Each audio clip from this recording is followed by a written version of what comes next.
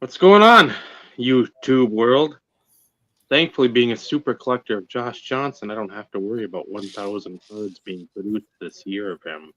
So I can still remain a super collector.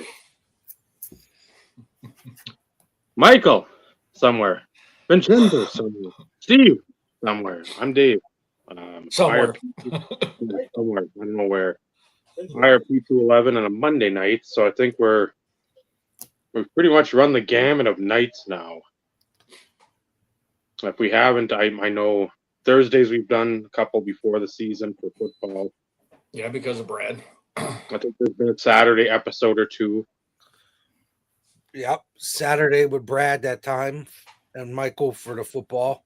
We've done Wednesday and Tuesday into the ground. Yeah, yes. Maybe we had one a couple weeks ago, so I mean, I think we've had one on Sunday. So I don't know if Monday was on the bingo card for days off, but now mark that off. So sponsored by Sonic. Yeah, we'll talk about Sonic, the Hedgehog, and otherwise. No, sponsored by Maker's Mark. I'm two-fisting it, bitches. Keep it PG-13 if you're two-fisting. This is my idea of two-fisting it is strawberry slushy. What did I get tonight? Blue raspberry. I always get the strawberry, then I alternate the second fist with grape, lime, orange. All the other flavors. It's my favorite. Hey, recent Ford Ranger. A minute 30 in, he's already cussing. Me? Yeah, you. I'll piss on it.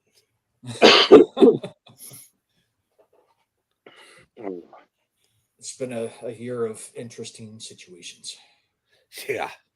I got a Lions hat on my head. It's as interesting as it comes. If a Cowboys hat was on your head, that would be as interesting as it comes. I'd have burned that. I'd have told my kids I love you, but I'd have burned it. Yeah. I'm trying to think of a cowboy I actually liked. Emmett Smith. Emmett Smith, yeah. Jay Novacek, Daryl Johnston. Well, you just named all the ones that I liked. So. To name a few. Yeah. They had like a lot of linemen. I like Stepnoski, Larry Allen. Yeah, I was gonna say Yeah, I liked a lot of them. I just didn't like them playing for that team and doing so well for that team.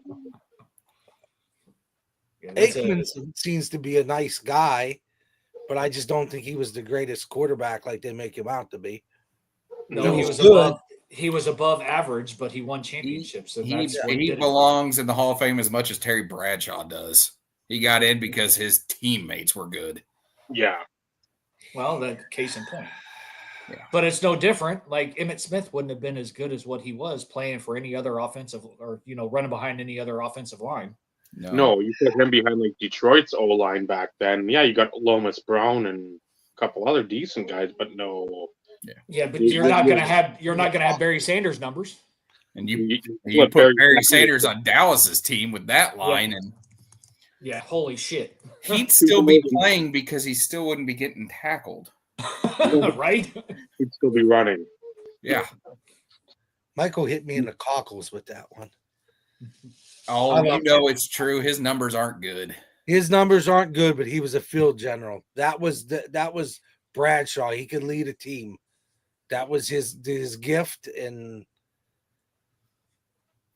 he was just good at it. He was an average quarterback. It was the great field general. Because I mean, obviously, I love the steel curtain, the defensive guys. Absolutely love them. Franco Harris, another super overrated player. The catch. That's it. When you really Franco's a nice guy, though. When I met him, he was very nice. The immaculate reception. Yes. The Iron Curtain. But then, of course, like Dwight Clark, the catch. Like, there's just a few of those that, are out there that, Yeah, I mean, you make a career out of the one thing. Yep.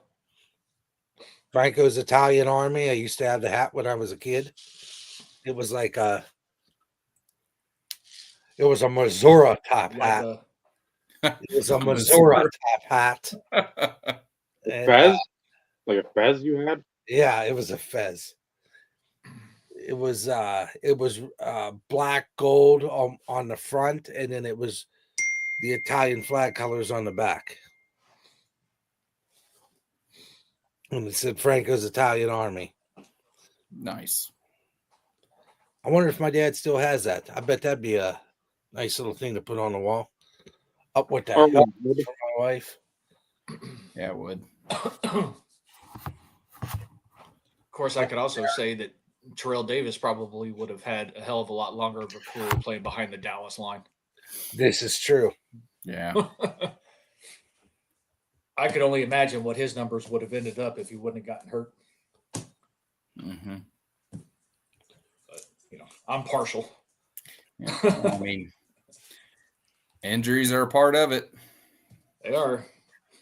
And of course, when he tore his ACL, that was like a 50-50 deal back in the early 2000s, whether or not it was going to really do anything. Right. He tried. He tried. Oh, I remember because I had him for fantasy when he came back, and I think he had like a vintage. I wouldn't say like as many yards, but he had the carries. It was like 38 for like 144 and a couple touchdowns. I don't know if it was against the Jets or not, but I'm like, yes. And then there was pretty much that was the last That was hurrah. Yeah, that was it. Yeah. But, you know, he made it to the Hall of Fame. That's all that matters. And a lot of people still say he didn't deserve it, but all you have to do is look at his fucking playoff stats. Yeah. He got in on that alone. He was best when it mattered most. Exactly. Which 2,000 yards, you know, helped one season. Which is why Eli's likely going to eventually get in. Mm-hmm. He was the only guy that beat Brady during his era. Yep. Yeah. And he did it twice. And he was the MVP both times. And once in one of the wildest games for a Super Bowl ever. And Yeah. David Tyree should be in the fucking Giants ring of honor just for that. Just for that catch. Yeah. And again, another the catch. Yep. Where Did they make a statue to put outside the stadium for that? They should. yeah, they should have, but But it's weird because they share a stadium. Yep. it's probably, if it's anywhere, it's probably like the loading dock or the dumpster or somewhere. Glued inside the dumpster. You're a shitty team all year. You can't score more than 30 points, even you get sniff close, and then you need a quarterback. You piss away the fucking number one guaranteed pick, and then you beat the Colts by 12, 15 points, and you score 45 or whatever. I'm like, that's a Giants thing to do. But that's what everybody's doing when that bottom of the fucking NFL standings. Yeah. It's wild where everybody's horseshit until like the last 2 weeks. Oakland winning 2 in a row, or Vegas, and Jacksonville beating Tennessee, and somebody else beating Jacksonville. I think it was Vegas, and then it's like, What are there like 4? Is it 4 or 5 teams that are 3-13? which is wild to see that many like just dog shit teams. Yeah. At like the bottom of the standings. Usually you have like a 6-11, something 7-10, and a lot of those, and then you have like 2 or 3 like just really putrid teams. But I mean, what is like New Orleans being like 5-11 or whatever they are? They're like the 10th worst team. Yeah. Which is like, we had a shitty year, but we didn't have a shitty enough year. Yep. So Shouldn't have scored 90 the first 2 weeks. no. No, and then Carolina looking at least, well, not this week, but 2 weeks ago against Arizona. And Bryce Young looks a little more competent now and starting to figure out a few things. Yeah, I think New England, they said, has got the number 1 pick as of now. Which obviously you're not using it for a fucking quarterback. Well, no, because are they playing Drake May yet? Oh yeah. And they might sit him out, they said this week, because Yeah. to try to ensure again, you could say whatever you want in the fucking press. It's to fucking get the number 1 pick. You can either pick Travis Hunter, or you can trade back to one of these other teams that want Sanders or Cam Ward and make you fucking killing. But if I'm New England, I do that. Me too. That's what I would do. I like Travis Hunter, but I don't think he's going to be a two-way guy. They're just this day and age. You can't. The game. You're not playing Coppin State and fucking Utah Tech. I mean, these guys out here. They're gonna be looking like, huh? This little bitch has been talking a lot at Colorado. A lot. Yeah, he's got some talent, but man, you need a reality check very quickly. And we know Dion. We like Dion. He's good player, but he doesn't. He's never one to say, "Hey, calm down, everyone. Let's mellow out." It's like, no, you're fucking. The tire's about to explode, and he's still fucking pumping the goddamn thing up. So it's like, I'm sure a lot of people like, you need to be humble. You haven't done shit. How many national titles did you play for? Yeah, you won the Heisman, but Genetti got robbed. So yeah, I'm going to go on top of it. I'm going to go on top of it. Shit. Well, no, I know. I'm just saying that's you're. But for him, that's going to be something he's going to fucking like try to turn into a goddamn necklace or something, or a hood ornament for a Cadillac. Or again, it's. I should rephrase. The Heisman doesn't mean as much as what it used to. Well, even then, when like Toretta won it, that was pretty much like the end of it. So you're like, Gino Toretta won the Heisman, and then he gets drafted in like the 7th round by the Vikings. You're like, everybody's always said the Heisman's meant so much, and now all of a sudden you got somebody that won it, and they're really not even sniffing the NFL. I mean, he hung around for a few years and might have As a made backup. Yeah, but I mean, huh, interesting. That's probably the one that stands out the most, like in my collecting of cards era. Mm-hmm.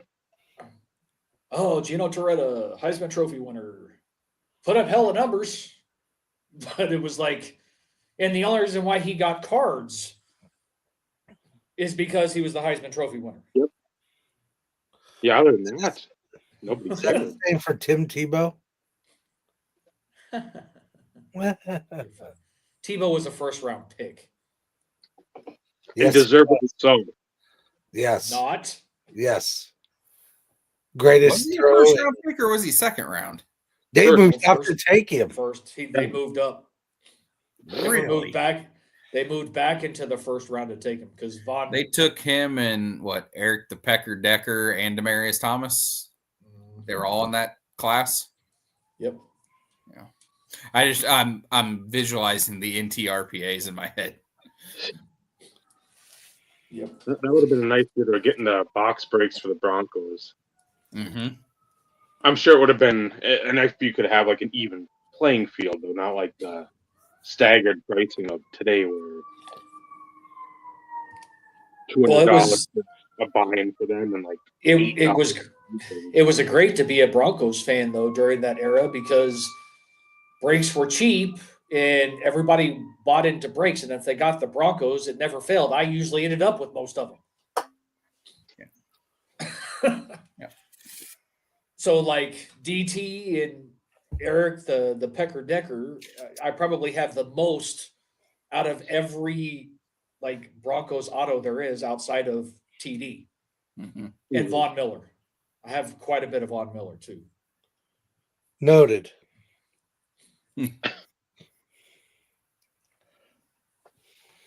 But I've I shown used, you most of those. I used to have a really nice Von Miller PC. Yes, you did. Yes, you did. Those cards, the big ones that I had, have never shown their face again after I sold them, because I sold them in 2012, 13 time frame, somewhere in there. And They've never serviced again. That's before you knew Luke, too, though, right? Because Luke is was a big Von Miller guy, too. Still is. His collection's insane. Oh, and I know it is. But again, like, you got rid of those before, like, there was any connection with you and Luke, and like, Right. Yeah. Him and I hadn't even met yet at that point. Yeah, I sold both of the Topps Platinum NFL Shield Auto 101 and the Topps Finest Jumbo Fetch Super Practor 101 autograph. I sold both of those. They both went to a guy in Brooklyn. Interesting. Yep. Yeah. Denver, Texas A&M, like that. Like that. Yes, they wound up in Brooklyn. But then again, I mean, Dave's in Minnesota, Chargers guy. You were in Missouri. You're a Packers guy.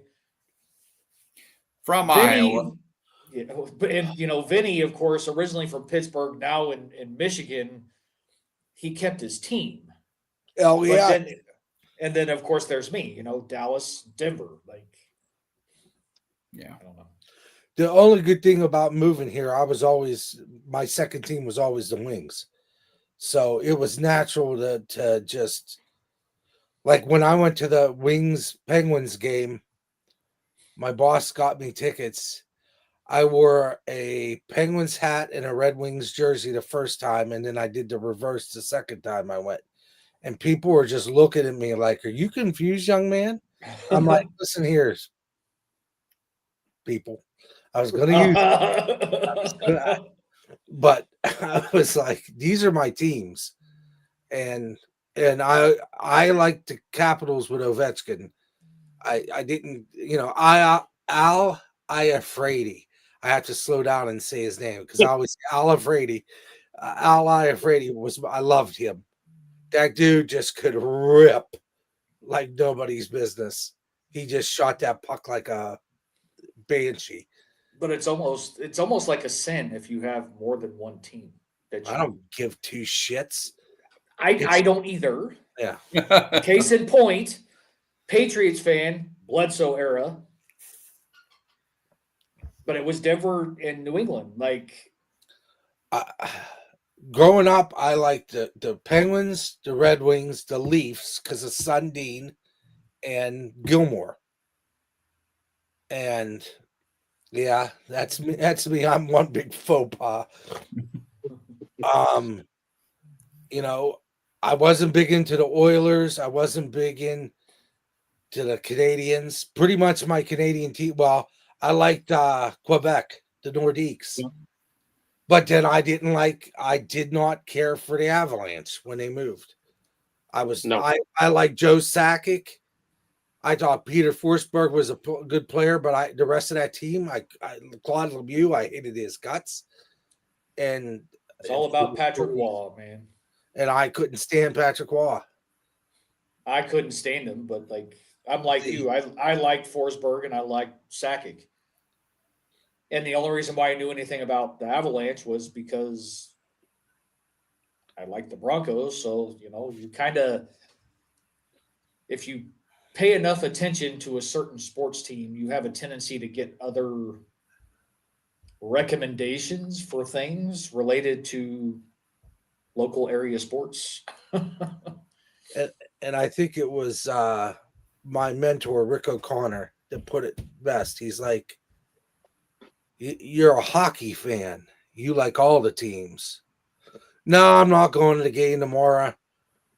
I'm getting over RSV, and it's like sitting here, I'm getting dizzy because my head's just been spinning for 4 days. The grandkids both got it, and I was not informed of said condition. and I'm picking up my granddaughter, and she's just my bundle of joy, who I just love, Remy. I love my grandson, but he spends time with his C and his Nona, and oh hi Pap, and that's what I get, but Remy just she sees me coming and she just smiles, and it's like Cease when she was a baby. She would see me and just smile, and my heart melts. It's gas. Yeah, probably. She's still young. It's gas. Yeah. So within the next day, Hale calls me and tells me, she goes, I was with Shelb last night at the emergency room or urgent care. I'm like, oh, pray tell, what's going on? She goes, both the kids have RSV. I'm like, delightful. So what was it? The day after what was it? Last Wednesday? No, when did we have the show last week? Tuesday? We didn't have it last week. Oh, yeah. Last week I was seeing pink elephants, and I was dancing on the ceiling with Lionel Richie at night. I was messed up. Like at night, it was horrible. I had to sleep sitting up. It wasn't COVID because I took a test, but it was that RSV, and it's just murder on your lungs when you have asthma. Oh, Dave is gone to go grab another random box of shit. That's always good. And I Gabagool too. So yeah, but you didn't say it. By the way, Saquon is now what, 8th on the list of all-time rushing, between Chris Johnson's 2006 yards in 09 and O.J. Simpson's 2003 in 1973. Yeah, I'm curious to see if he's going to play. you won't be able to see it. 1998. Your boy Terrell's on that list. Yeah, 2008. Yep. He is 6. 1998. Yeah. Can you name all of them? All the 2,000-yard rushers? Yeah, from the top 9. And I gave you Saquon, OJ, and TD. Who's above those guys? Dickerson, Jamal Lewis. Y2J, Y2K, Y2 Chris Johnson, whatever he was. Chris Johnson. Yep. Did Derrick Henry get there? Yep. I think 2027. Yeah. Oh, you're busted out the Agnew shit. Literally, that's what it is. So we got Dickerson, Jamal Lewis, Derrick Henry, Terrell Davis, Chris Johnson, O.J. Simpson, Saquon. Who else? 2 more. Barry Sanders. Yep. He's number 4. Who's number Eldu? Eric Dickerson's number 1, of course. AP. Yep. Yep. Yeah. That's the other one that I drew a blank. Yeah, I was like, how are we missing number 2? And then I was like, oh yeah, AP. I didn't realize that Damian Tomlinson was born a couple years after me. That Wow. card is disgusting. Yeah, Same thing with Jamal Lewis. I thought they were younger. Jamal Lewis was in the league. 2000 draft. Yeah. Yeah. It just time is well, But yeah, like 2000 draft, man. He that's in your 20s. dude. I don't remember what. Oh, I had manwich for lunch. At least I remember that. But and I know you're not a football guy, but it's one of those in which, for us football guys, Jamal was drafted in 2000. Like that, you're in your 20s when that happens. See, the last time I played fantasy football, Dan Marino was my quarterback. I played twice. I take that back. The first time I played Dan Marino, it's the year he had I think 31 touchdowns. Local patch. And then the next time I played, I had Drew Brees and Roethlisberger. Rape hooker. Yeah. I like I liked watching box breaks of that Bowman Sterling product, Dave. They were Yeah, nothing but hits, man. Yeah, it was big, huge, fat jumbo packs. Yep. everything's. Oh, one of the bastardized. That was the beginning of the bastardized fabric of the game, wasn't it? I believe so. Yeah. Pretty close to it. That's a great looking card. Hollow champions instead of it's the red. I think 50. 65. 34 or 65. There's a gold I've been hunting. I still haven't been able to nail it down. I think The only reason why 06 was being touted as one of the best drafts is because they were compared it to the 84, 83 The quarterbacks. Vince Young, Leinart, and Cutler. Mm-hmm. Not to mention Reggie Bush.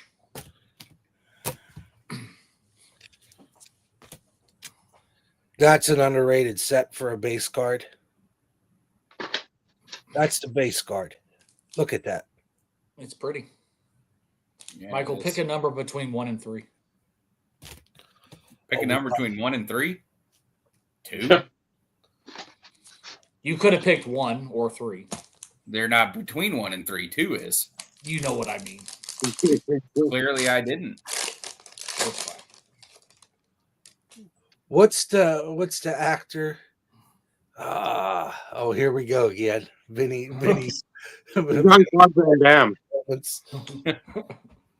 Nasty. He played the King of New York. Oh, Gary Coleman. No. Help me out, Michael. King of New York. Lawrence Fishburne's in it. He talks like this. Oh, Forrest Gump. Oh, you're talking about Forrest Gump. No. Son of a bitch. Christopher Walken. Thank you. Well, that's some PMGs. He did this thing. He goes between 3 and 300 sit-ups. Yes. And he did 4, and he's taking the money. Like, what are you talking about? He goes, "Oh, you stupid kids." I said I was going to do between 3 and 400. I did 4. Yep. So pay me my money and piss off. Yeah, I've seen that clip. I love it. Yeah, that's great. I love him. Oh, Put your hands up. No. Why? I have a gun. So I don't feel like it. That was a weak ass freaking jumbo pack.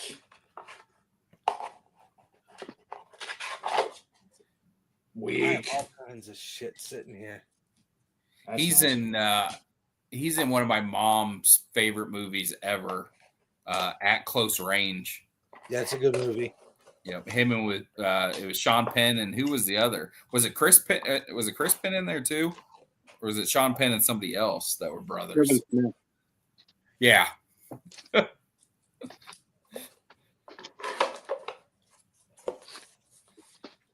figured since at a bare minimum, this will be the last show of 2024, I'd open some shit at random. Yeah, it's Chris Penn. Yeah, that's what I thought. It was the Penn brothers, and then Christopher Walken was their dad. Kiefer Sutherland. I didn't Chris remember. Penn, the former Chiefs wide receiver. Who else? Mary Stuart Masterson. Some Kind of Wonderful. Yeah.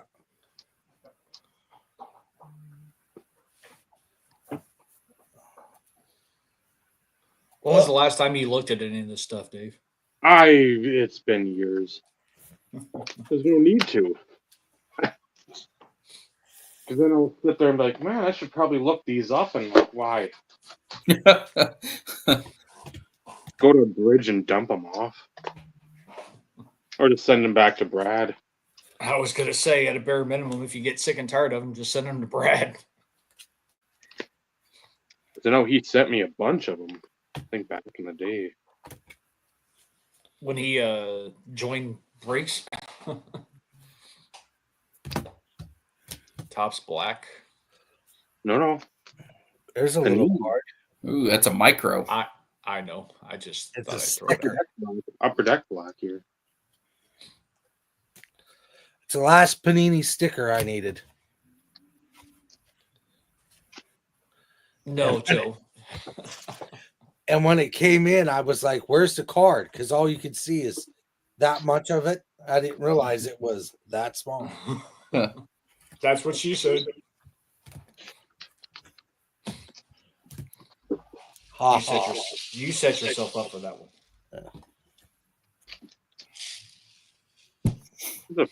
Couple. Nice. Yeah, not to mention, I probably not going to be able to open much anything in the near future. So, This is a 18 of 100. NT. They wanted like a couple hundred. They wanted over $100 for that card at a time. I'm just imagining all the slow rolls on those from group breaks of hoping it was Tannehill. Right? Really, Dave? How many of those fucking ones do you have? 96 out of the 99. Well, that one's 25. The one before it was 25. Then Yeah, I was 40. going to say they probably had some of the variations. Yeah, and again, anytime, like with Brad too, same thing. Anytime you start finding like those types of patches, Yeah. you start getting the dolphin on there. I'm like, I don't care who it is. That needs to go somewhere somebody can enjoy it.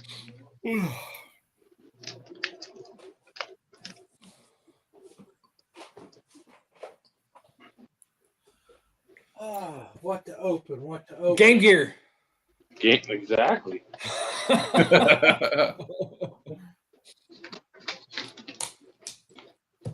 Yeah. Go me. Said it before Dave did, because I know that's what you were thinking. That's what I'm always thinking. I don't think garbage one. All white chunks on the playbook. Yeah, playbook. Sometimes they weren't the best at. Like, yeah, it's a nice little chunk, but you get the white over. Playbook, the booklets were so hard to search for on eBay with all the multiplayers and everything. It was difficult to find so many, and I think the years were confusing. Yeah, because I think like, what's the version? I think I have. This is all I've got for Prism. Gabagool. I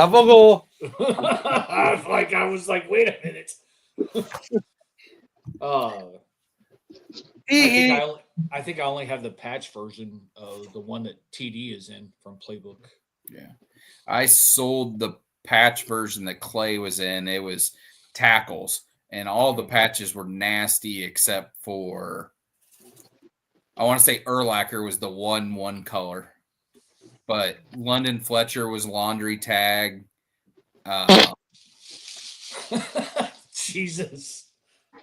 Yeah, London Fletcher was laundry tag. The Rams guy would have been Laurinaitis. He was on there. It was the Rams horn. Clay was 2-color. Ray Lewis was the nasty logo patch from the shoulder. Yeah, I don't remember. I think that went to a Ray Lewis collector. I think that's where I moved it a long time ago. I had a Packers one with it was a mix of the legends and then the current guys, and it had Bart Starr in it. I sent that one to Joey. Joey's got that one now.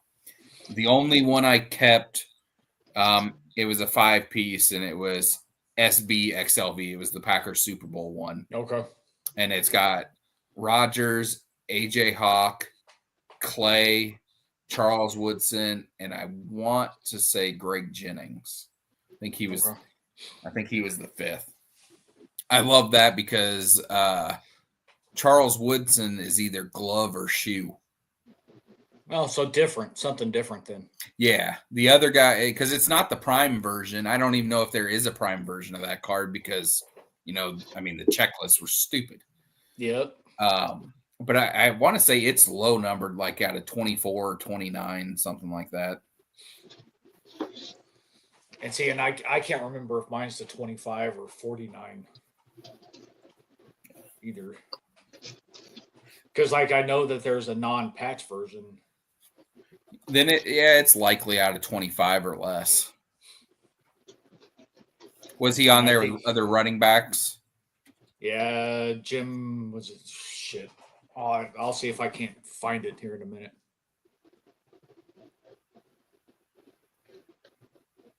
Is that rookie? Is that rookie debut? 2008, like upper deck rookie debut or some shit. No, not 2008, but the one, the SP, the one that looks like the 94 SP. I think it is out of 08 that they redid it. This one was like obviously like 12 or whatever for Agnew, but I know they've got other ones that they did. I know Rogers has one in his Cal uniform, and I think they even have die cut ones. Well, because I've got a Ryan Terrain, I think in like a 93 SP. Who wants to answer that question? Well, we could let the vintage guys hopefully come on here, and they seem to be answering many of their videos, but no, the hobby isn't dying at all. Certain aspects might be going, like we've said for the last 4 years, ebbs and flows. So the one thing I enjoy seeing, I think, the most, and we all complain about it, but in the end, it allows for cards that might not otherwise surface breakers. People just piss. I don't condone a lot of the breakers and their just outlandish behavior, but a lot of the stuff that they're breaking is either high end or stuff that just normal schlubs aren't going to drop X amount of dollars on. And again, it releases a lot of these cards that have been sealed up in wax and packs and whatnot into the wild, so we can have a chance to pull them. So, yeah, if somebody out there on any other of these channels that have thousands of subscribers, thousands, using clickbait titles, and maybe somebody amongst this group might have used that tonight. Maybe. I was getting tired of seeing it though. Very tired of seeing the hobby dead, the hobby dying. If you think it is, you're maybe, and again, this is coming from me, a negative person. I know people aren't sitting down. That's their own fault. Shocking. It's not dying. There's a lot of shit that we don't like. Michael, there. Oh, okay. Oh, it's the MVPs. Jim Brown, Terrell Davis, Marshall Falk, LaDainian Thomason. That is a monster card. What was it out of? Yeah, that's a big card. Jim Brown's market has been on fire, just steadily going up like the last 5 years. Oh, I'm aware. I would venture to say hobby versus collecting is dying. Is the collector the person that's doing it for the sole purpose of collecting and not Chrome gold out of 10. I will wait till Dave is done showing his cards. No, you keep going. Oh, I didn't want to interrupt. But think about it. Of us that have children, how many are collectors out of the three of us that are there? My kids, my oldest two, collect next to nothing. My youngest, she's just like me. She's a collector of many things, from statues of her Demon Slayer and Naruto to Pokemon. She likes ripping cards with me. And she even told me, she goes, I need you to teach me about Lemieux in your cards, because I don't want that to go anywhere when you're gone. It's a serious conversation. People talk about, I heard them talking today about their exit strategy. My exit strategy is I croak and do what the hell you want with it, because I don't care. I'll be dead. I'd like you to continue to the Lemieux, if anything. That I think she'll keep. But the other stuff, if you want to get rid of it, fine. I got everything. I'm going to have everything cataloged, priced. And if you guys make it longer than me, I hope you do, you can help her out with getting rid of the shit. There's no exit strategy for me. I might sell some stuff off eventually, but right now I'm enjoying it. I'm looking at it right now. The way I'm facing, I'm looking at my, in front of me is my 99.9% of my collection, and I enjoy the living shit out of it. It's my hobby. It's not just a hobby. A hobby is the lifeblood that takes you away from all the bullshit in your life. So when you just say it's just a hobby, to some people it means more. Your hobbies are your things is your escape. At least for me, whatever you want to define it as, I don't care. It's supposed to be. It's supposed to be.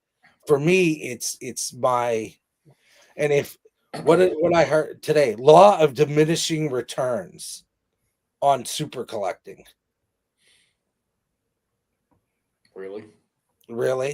Law of diminishing returns. I don't care if my Lemieux are worth 4 cents, then I could buy more. But to me, the return on it's my joy. It's not about money. It's about the fact, and I don't buy cards that I don't buy cards to just check them off the list. I do it on occasion, like this goofy looking thing, but it's kind of growing on me.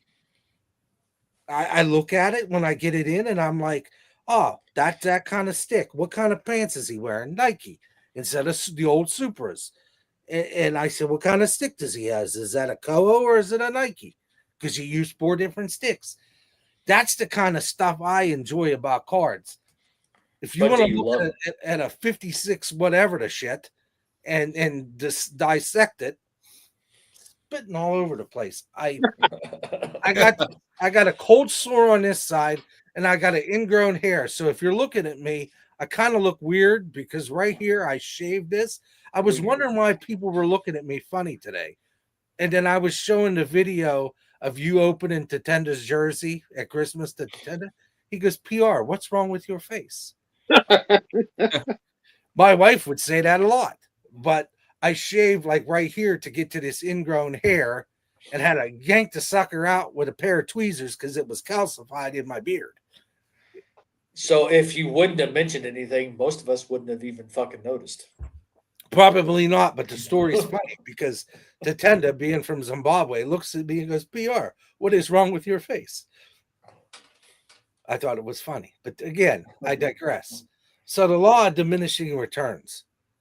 And then the other thing was self-loathing. Well, I can't get this card. They got a much better collection than me. I don't. Darn. Oh, darn. Like they said, well, if you want something, go out and get it. If I'm going to spend 15 G's, I'm going to go buy a Toyota or a Honda for my kid. Or I'm going to take the money and put it in my kid's college fund. Or I'm going to put it in my grandkids' college fund. Or my daughter wanted a mixer. I'll buy my daughter a mixer because she's going to start making bread. I said, I'll get you a mixer for Christmas. It's to each their own. exactly. Yeah. But this hobby is I'm proud of this card. I'm proud of it. It's not about pride. Pride is, yeah. But it's like I'm not proud of any of it. I just love it. It's my stuff. If you start talking about pride, it's like whatever. I just don't understand that either. Like putting banners. We need 7 banners up here saying I got this many subscribers. Here's all my. No. 4 guys talking about ball cards and your occasional food item. Occasional? Yeah. But as long as assholes like us are alive, the hobby lives and it breathes. Bottom line, end of sentence. Period. End of sentence. I just No. it's See, all you fucked that up, Vinny. It should have been end of conversation. Like we're getting to the point nowadays, and I hate to cut you off. no, go right ahead. That's what you do. But not always, fucker. But your hobby is what you make of it, period. Yeah. And everybody's different. But the whole it never fails around this time of year, it seems. History repeats itself, and it's all about all the hobbies dying. The collector's dying. Whatever.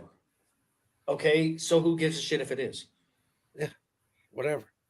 Honestly, like, who cares? In the eyes of a lot of people, I'm no longer a collector because I don't spend X amount of money on my collection. Yeah. But yet I'm willing to bet I probably have more cards than most of the people who open their mouths and say that shit, though, too. And by more cards, I'm not saying more cards of value, even though that's irrelevant, but I probably have more cards. I have more cards than they do. Between sealed retail wax and freaking base cards and everything else, I probably have more than a lot of people. But at the same time, everybody's definition is different. And as far as I'm concerned, I'm still a collector. I will always be a collector until I'm no longer one. And the time in which I'm no longer one is when, like I say, hey, all this shit needs to go. That's the time in which I am no longer a collector. And that will be on my deathbed. Yes, do I have pauses? Yes, that's just who I've been for a lot of years. But that doesn't mean that I'm any less of a collector than Michael, Dave, Vinny. Priority shift. Yeah.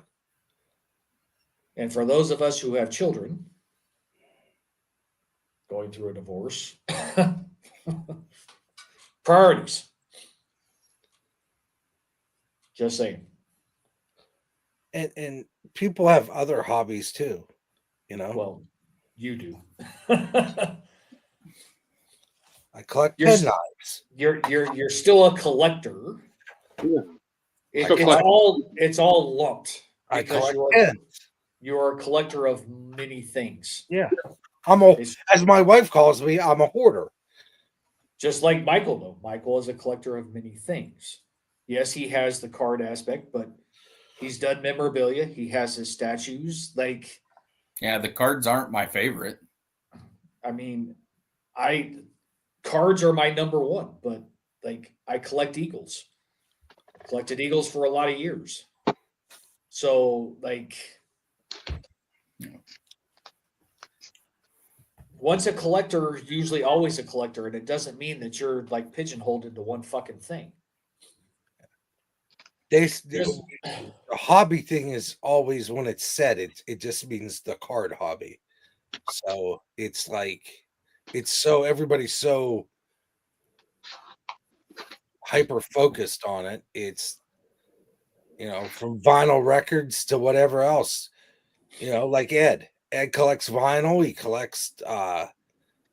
Joe likes music too. I mean, it's Everybody has a bunch of different stuff. It's well-rounded. My father always says, be well-rounded, Vinny. Be well-rounded. Like Well, a nose, I'm well-rounded here, too.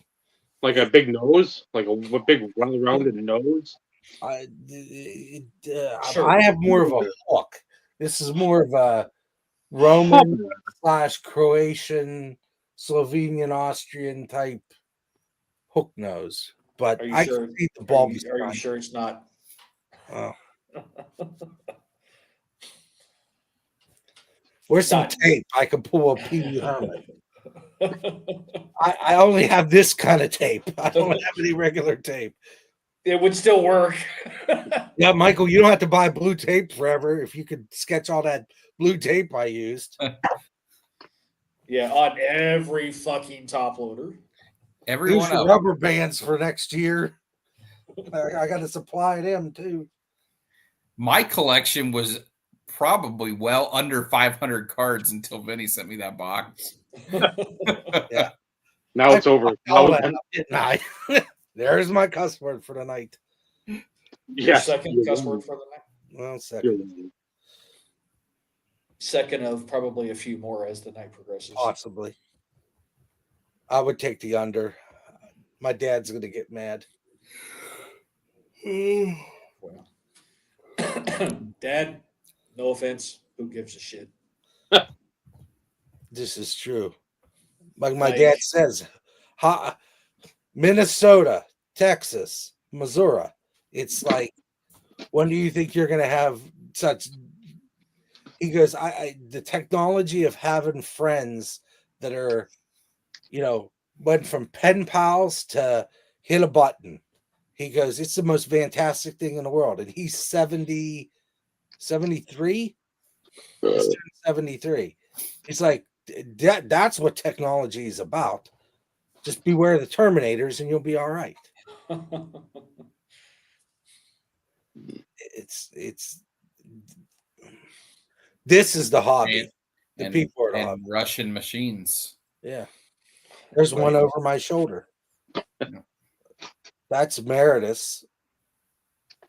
That's her piece of his 600th goal. That's a piece of one of the nets. That's awesome. And he signed it on the top. And it has all his stats. And what's this? I think it's a piece of puck. It's 80 of 88. That's very cool. Yeah. Yeah, 3, and- 12, 18. So I got that 6 years ago for her. And she has the white jersey of that, Michael, upstairs. It's not autographed, but she has that above her desk. And then behind it's Lance Parrish and James Harrison. And then her bats here, the ball's there. And she has the catcher's mitt. She has, I think, everything. It's just a pair of spikes of Lance. Because that was her hero growing up. That's why she wore 13.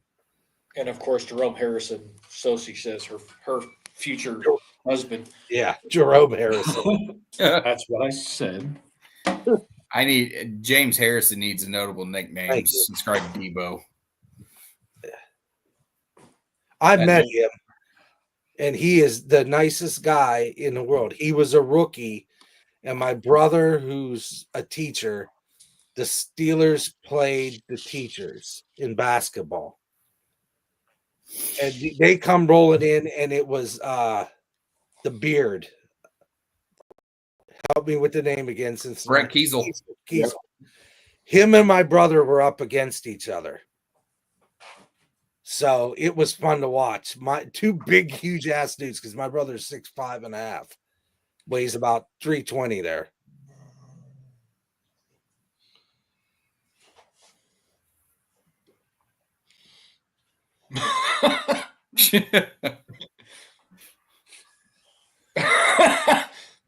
There's your answer.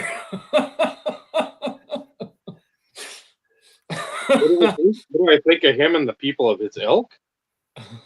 If I just drank 2 12-packs of Baja Blast, I wouldn't piss in his direction to put him out to fuse on fire. It, I was pissed on my own leg before I pissed on him. Or the lack of no response and just the shit-hitting grin on all our faces should have given it away. He and his kind are the necrotizing fasciitis of the hobby. Yeah, they are. that's a heck of a biblical yet medical term. Yeah. It would be different. Bingo. You know, you have your Mike Kramers of the world who are like the bastions of goodness. You know, your Jeff Morris's, your other people that I don't know. You know, your other people I don't I'm know. running out of people because those are the people the people we've talked to. You listen to those guys and they're like everything that's good. And then there's everything that monetizes everything and pushes it.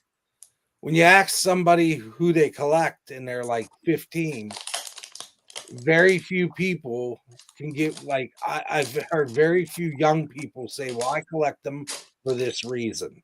Yeah. I've collected Lemieux. I liked when Yzerman got drafted, Yzerman was my guy. We used to get Detroit games on TV, and I was just I was amazed at how good he was. Then the next year we drafted Lemieux, and I could still see Eddie Johnson sitting there. Pittsburgh Penguins, 6-6, Mario Lemieux. And I looked at Mario, and I'm like, this dude's not even coming to Pittsburgh. He's so pissed right now.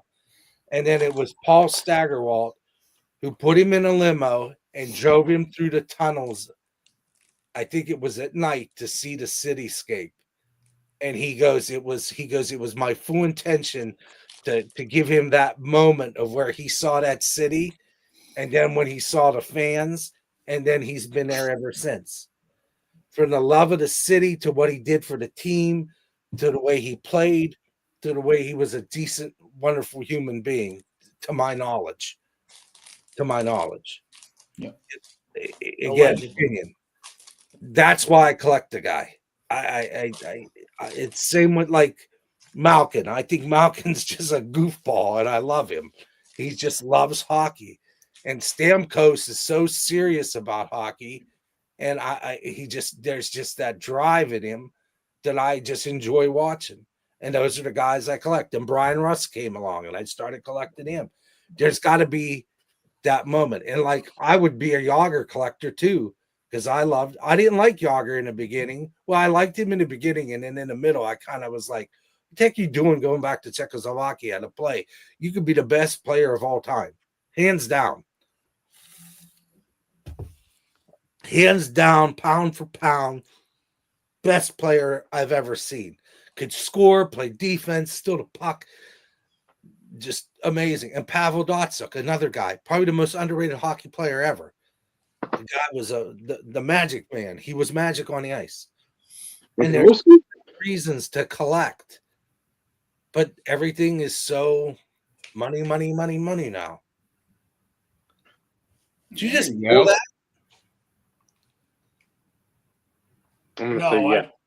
No, I didn't just pull that. Oh, I thought you pulled that out of a pack right there. No, I did just pull it out of a pack. Okay, I was going to say, dang, pretty good. It's a foot break. That's a pretty good pack. Jackson Holiday and Skeens. Oh, and don't forget about that guy, too. Galadella. Chris. But there's got to be some reason behind stuff. And that should be the forefront. And then right now, it's just money. Making money on cards, I'm never going to fault anybody. Like Ryan and Neil, that's their thing. If you want to flip cards, do your thing. But don't be a scuzzball about it. That's all. Period. You know, Neil still collects Wayno. He still tries to pick up Yachty. He still gets a lot of the Cardinals guys, and Ryan gets more driven towards Orton, Seth Rollins, Wyatt for Parker, and then again he'll pick up like LeBron stuff. He's picked up Moss, but that sort of went away. I mean, just stuff again. Like, I won't say he's got like the unlimited budget, but it's for what I would want to pick up, it's pretty much he can do all that like 3, 4, 5, 10 times over. Like the stuff I would have been like, man, I wish I could have this in the 90s, and he could. Which again, like you said, I don't fault them at all because that's their job, and they fucking been on the grind for 15 years, 16 years, building their shit up from again blog rooms with fucking 10 to 12 people trying to rattle stuff off or just like sell shit to one of the premier destinations for shopping for cards in the country. And it's not something that's fucking garish and goddamn over the top stupid, and you need to have like signs and people in the corner with the arrows like, hey, shop here, and then the stupid used car, like the thing that has the air in it, like Jeff Wilson does. I mean, Jeff Wilson fucking will have air horns behind you, and is that a Pat Mahomes rookie card auto? Wow, is that nice? Shut up. Put you off a bridge. Fuck you. People like that are the reason a lot of the folks that liked the hobby go away, because they're like, it doesn't matter where you're looking for shit. You look on YouTube, you're suggested. If you don't go to like your subscriptions, you look in your suggested videos. I've never seen half these fucking idiots. And there's people like 40,000 views on some bullshit topic. Like, why do people not collect Hall of Famers? Why should you collect non-Hall of Famers? Like 20,000 views. I'm like, where the fuck did you come from? How many people have you bought? Literally, how many bots have you bought? Fuck, there's no way that 20,000 people watch this shit, and if they do, it'd be like the Jonestown Massacre. I'm like, seriously, the stuff I watched right before got on here, the one Vinny was referring to before, it's 16 minutes to basically say the thing that you're gonna fucking do. Complain about shit, and then say, well, I'm still gonna collect. So that sounds a lot like us, though. Well, this we have is a topic, and sometimes we get to it after a few minutes. Other times we don't, or a few hours. But this is one where it's like, oh, I don't know if I can do this anymore. No, I get it. I just it's not feasible. 16 minutes later, well, I'm going to still collect and try to buy what I can. Don't claim poverty. The fuck. I mean, if you look behind you, that's not poverty. I mean, I know that. But again, don't give me like it's a $25 card. Oh boy, I'm going to really have to think. But if it's a fucking $500 vintage card, I'm going to stick a dildo up my fucking ass because I'm so excited. But see, that's also the thing, though. Like, in all fairness, all of us here, maybe not so much me as of late, but all of us here have quote unquote side PCs. Okay. I know, shocking. Glad everybody's sitting down. I know. Dave, of course, has the most out of all of us. But we all have side PCs.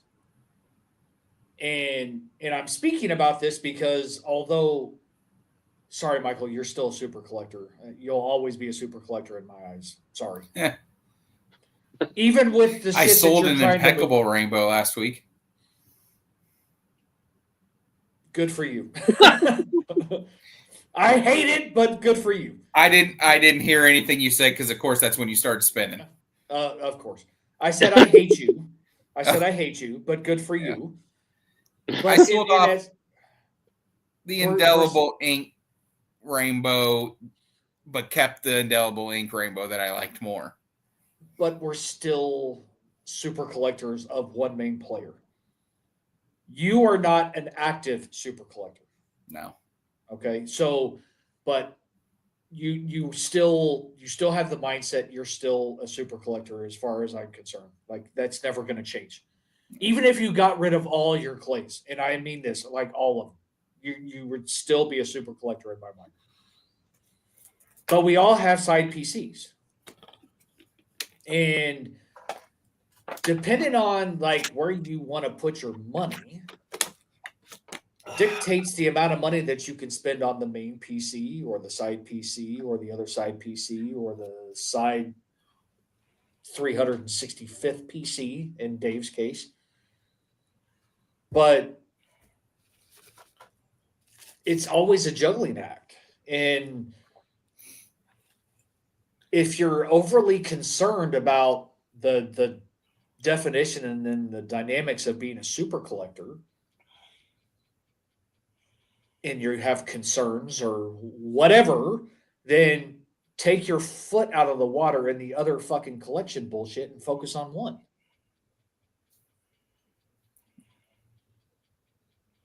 Because as I said earlier, like I've always deviated throughout the years. TD heavy focus for a year and a half, 2 years, and then it's like Broncos or sets. You know, that's what kept it fresh for me. Over the last few years, it's been pretty much TD until it wasn't. But that's because other things have happened. And the focus has changed. But don't sit there and bitch, moan, groan, and complain about it. And then circle back to, oh, you're going to keep doing it. Well, if you're overly concerned about it, take your foot out of the fucking water on the other and focus on the one. Problem solved. Or don't make a video. Don't make a fucking video. Well, that 20 plus minutes long of basically saying nothing. You're not saying anything new. He's Again, like fresh Subway bread, Paul. Baked daily.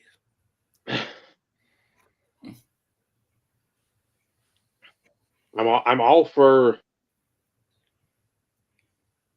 putting concerns out there. I'm like, man, this really sucks. Especially when it's something, again, I don't know how long some of these people have been collecting, nor do I really care. It seems like when you listen to them, they've been collecting for about 5 minutes.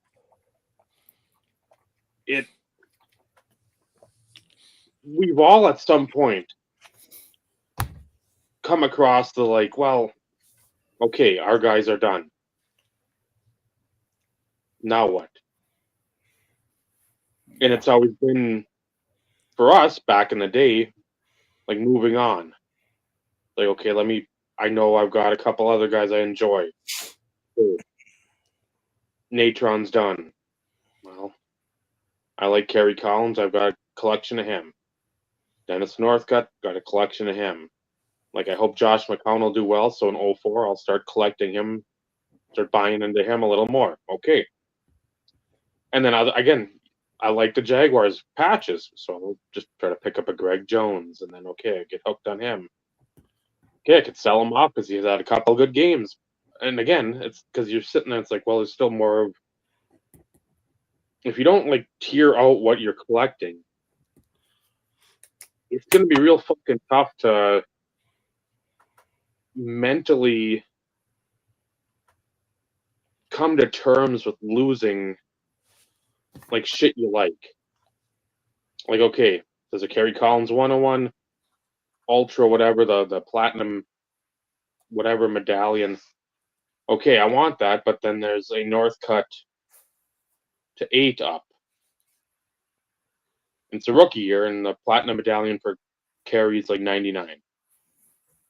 Well, I want the Northcutt because, again, the rookie year for me means more. Again, somebody else could be like, I like Ultra more than like an Elite status to 8. Okay, whatever. I whatever your preference is, I don't care.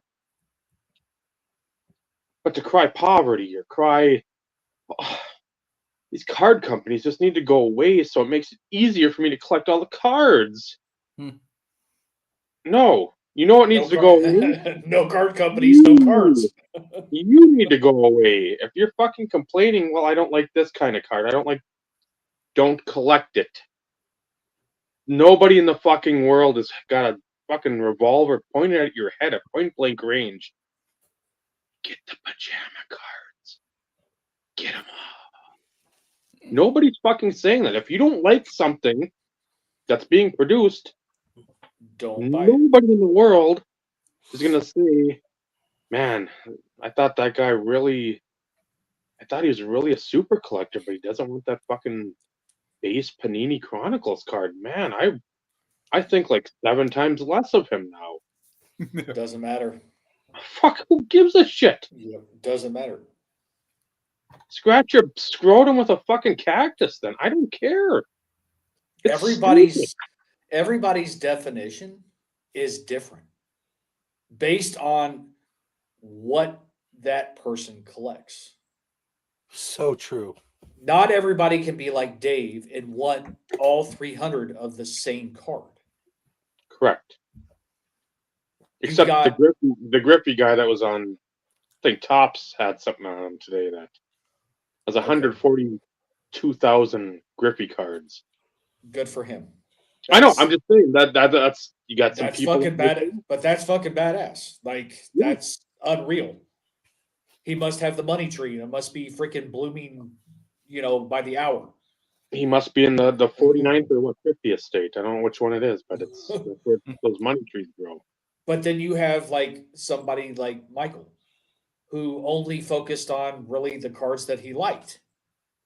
Yeah. There were some things because, and this is a bad example, but I know Michael, he's always been a Topps Chrome guy, a lot like me. It's not that you had to have it, but you felt like you had to have it. All the rainbow, all the colors, all the variations. You have Vinny, who really he almost changes his thought process when it comes to his additions to Lemieux. He still goes after a lot of the newer stuff and so on and so forth. Like Michael, you weren't a fan of the newer stuff, especially in the freaking Rams. And then like me, I have the cutoff. And the cutoff was because that was around the time in which everything started becoming player worn. It's not that the cards aren't nice, aesthetically pleasing, nice to look at. That had nothing to do with it. It didn't fit what I wanted to put in my collection.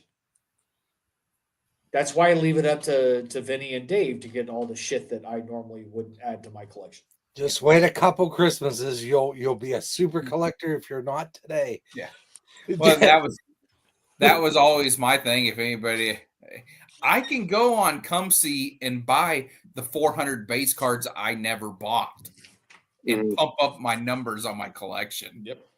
But that isn't what I want. Like my binders. I like to have 9 of the same damn card on a page. Oh, only if you love it. And I love all the Mew cards almost, so it's not hard.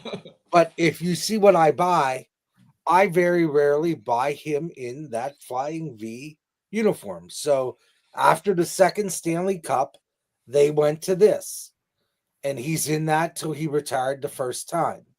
Then when he came back, they went into the newer, when Sid was around, they went to the newer, like almost like the old Penguin logo. Let me put it that way, which is the one I like. My dad bought me one of those Flying V jerseys, and I have it, and I showed Joe a couple days ago, and I'm like, I love this jersey because my dad bought it for me. And it's not that I hate the jersey. I prefer other jerseys and other setups as compared to it. So, I mean, that's what I go for. I like him in those uniforms as opposed to that one. So there's a card I just got a couple weeks, and he's in that Flying V, but the card's so beautiful I'm like, the shine on it, the brilliance of the shine, it catches the light. It's beautiful. And I'm like, I don't care what jersey's in. That card's gorgeous. That's my prerogative. I collect what I want to collect, and I don't care. And Do I have? I'm never gonna have every Pokemon, or in this case, Lemieux card in the world. I'm not gonna have all the ones and ones, and I'm not gonna have all that. But I get the ones I like. I try to get them. I try to complete the. They just released the Parkhurst, and I like how the uniforms, and I like the old flashbacks to like the 52 small cards. I think those are freaking dope. So I'm going to go and grab them. Now, they did some of that last year, but he was in the Flying V uniform.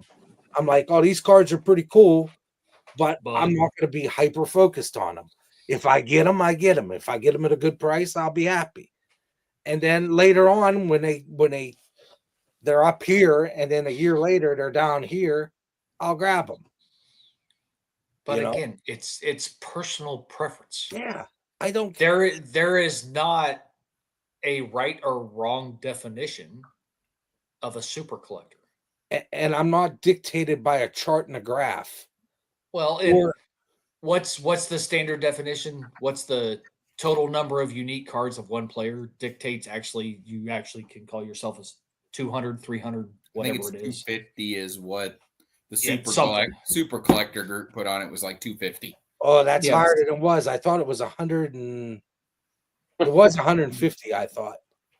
No, maybe potato. Way. But there you go. But at the end of the day, it's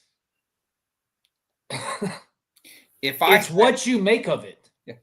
If I have 80 Brett Favre autographs, I kind of consider that a little super collection. I would agree. I would. Yeah. If you had 25 or 30 of them, I'd say you're a super collector of.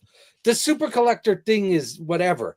I'm a Lemieux collector. I collect Lemieux cards. Yeah. That's what I do. I collect cards. But in the eyes of the hobby, you are a super collector. Because that is your main focus. But I don't care what the hobby says. I'm aware. I get it. Do shits about what anybody says other than the almighty and my father and my wife upstairs. It's no different. Yes, Michael was always known as the Clay Matthews super collector, but at the end of the day, did he really give a shit? No. I was known as the TD super collector. Do you think that meant anything? Like, no. It's sort of like what I say. I always say he's the Clay Matthews guy. Yeah. It's like that lady on Instagram, the Shanahan lady.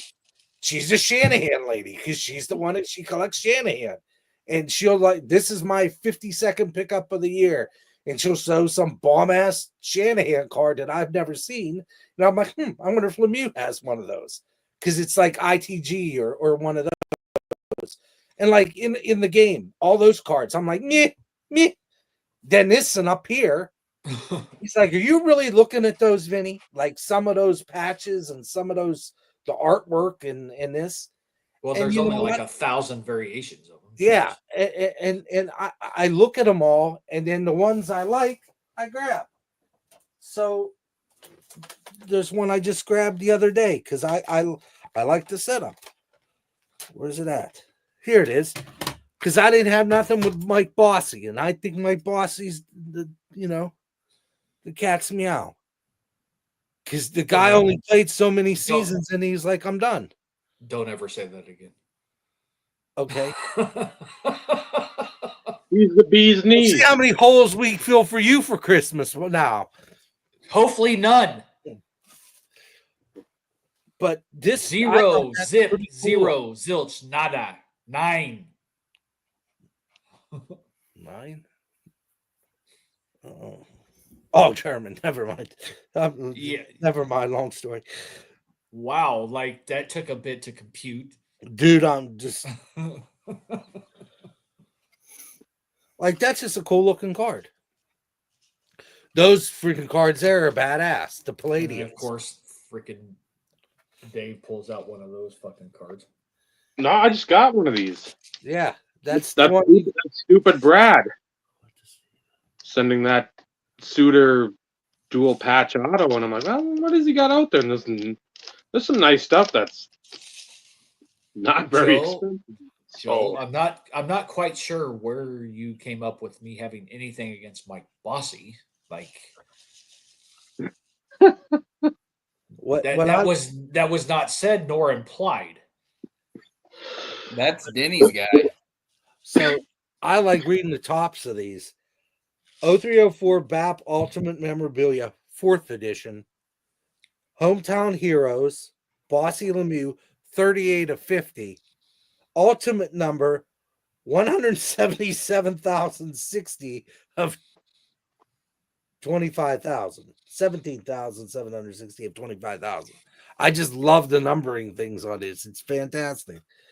But like, there's 50 of these out there, and I mean, look at Mike Bossy on there. I mean, I like that. That's freaking card's cool.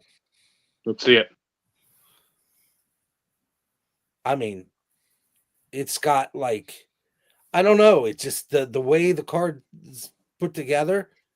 It's cool. That shot of Bossy looking, Lemieux's out there looking to pass to somebody. Bossy's probably looking to pass to somebody. It's a simple jersey. I don't know if that window for Lemieux is kind of, it's hard to get it without a shine. Right there. It's not a 2 color. I think the thing's bent inside the square. But that's the setup for Lemieux that I like. I think that's the Coho jersey when they came back. And then they got the flying V's on the sides here. I like that. I think that's my favorite. No. Flying V's and the thing. Badger Bob. Oh, yeah, the Badger Bob setup still. Like, it's still my favorite. But I just, like, I pick up, even like this. Here's the artist proofs. I love that Penguin jersey. There's the flying V's on the shoulder and Pittsburgh down the front, which I like that jersey too. 7, which is great. You love it because it's an artist proof. And then look how it's, the other good thing is look at his face. It's not covered up by the remove protective. Yep. Oh, I'm very aware of that, because that on the finest stuff, I am the same way. I avoid most of the time, unless it's something like stupid rare. I'll wait for something where it's not covered up. Because I don't want to peel it. I'm not a peel person, and then I don't want like finest protective film or whatever. Please remove if you want, or whatever the fuck the verbiage is on it. If it's on, it's on. If it's off, it's off. Whatever. Well, see, I need the stuff on there. Well, because you're a purist. You want the card in its purest form. I want it freshly pulled, as it was intended to be collected by the rest of the people in the card community. But why is that? Why is that such a freaking topic of conversation? To peel or not to peel? Like, who gives a fuck? Yeah, I know. I don't care if you peel it or not, and yeah, to each their own. To each their own. Well, I know. I'm 100%, but yeah, you see some people. I know we are, but I've seen other videos where it's like, as soon as I'm done with this video, I'm peeling it. I'm like, great. Nobody cares. Nobody. Not a fucking soul, living or dead, gives a fuck if you peel the goddamn plastic off a card. Nobody. And I hope you damage it. Yeah, I was about to say, I hope your nail scratches it. Yep. I hope you paid a shit ton of money and you literally fuck it up. Yep. I bought a lot. Card off there, and it's like, I don't think such a big deal. Damaged cards. What was that, Michael? I said I'll show my damaged cards that were sent to me. This first one from Sicto. It is a 2014 Select that he is got red ink all over there. Rogers' face. He has fangs and horns, a devil's tail, a 666 on his arm. It says Devil Rogers down there. As it should. And he signed it on the back, the Sicto. And then the other one he sent me, I have to leave it in the top loader and everything because if I take it out, it gets black soot everywhere. And that is this old Collector's Edge Brett Favre. Big old gouges scratched into it. He burnt all the edges. There's little pieces of black soot inside the penny sleeve. And then he signed the back of this one too. But he sent those because as a lifelong Lions fan, until recently, he hasn't been, there's nothing to be happy about. No. Yeah. So he sent me That's those. the juice of the hobby, man.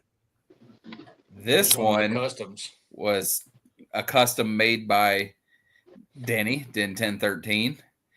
Made it out of, he took an old Pacific card and put clay on there. And he has Adrian Peterson's head in his arm there. And then, oh, no, that went to hell real quick. He sent fail. Yeah, he sent me a little bag on the back side of it.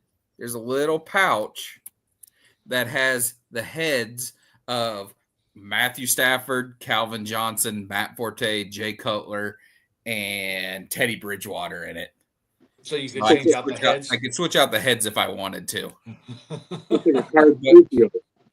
Yeah. The old Croupials. Yep.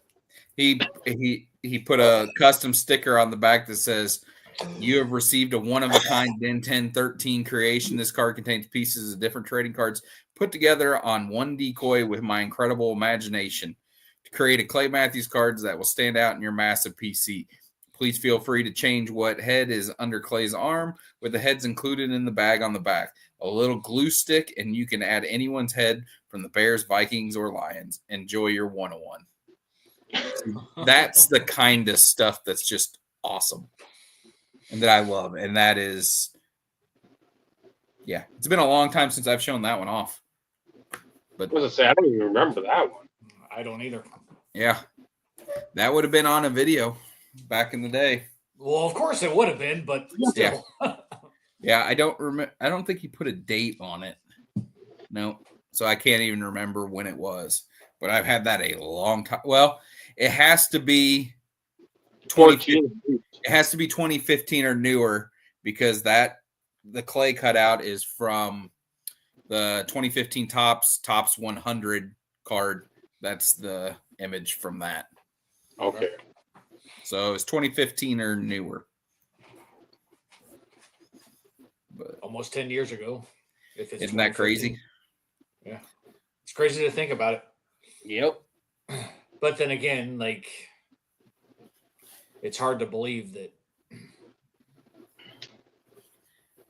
Dave and I've been doing it as long as what we have, and you weren't far behind when Dave and I first started. Yeah. But then again, the fucking hobby just, started in 2016, 2017 era. Yeah. Yeah, I think my first video was in 2010, I think. Pretty sure. I think mine was May 2010. I don't think remember when mine was. He was like June 2010. I mean, we were within days or weeks of each other because we'd been probably talking about it in the blog TV. Yeah, because like we had the channels and everything else and hanging out in blog and all sorts of shit. It was no. Speaking for myself. Go ahead, Michael. I was wrong. May 2nd, 2011. Okay. That was the first video I uploaded. So you were around for that 2010 because you were like the Wonder Boy or whatever that. Yep, he was around. Oh yeah, I was in groups. I just didn't make videos. Yeah. Well, and same thing with Dave and I, but that's the thing. Like we've been around quite some time before even making like the first video. Yeah. Because like it was Chris who convinced me to just suck it up and do it. Yeah, he's the reason I made my first video. I hadn't even met Chris, but I saw his D'Angelo Williams PC showcase video.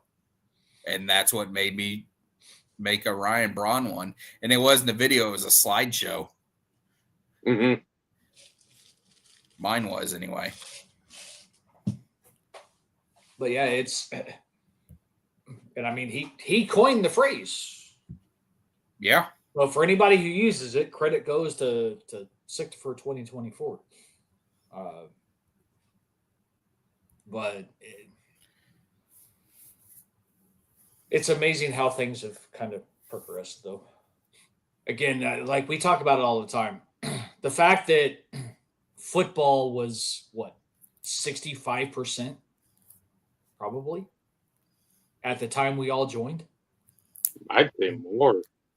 Yeah. Well, I was trying to be a little bit generous because, like, I know that there was probably other channels that maybe we didn't stumble across, or they weren't actually part of what we considered the community at the time. You know, hanging out, making comments, being on blogs, sort of type stuff. Yeah. I'd say 75%. And even it seems low because there just seemed to be.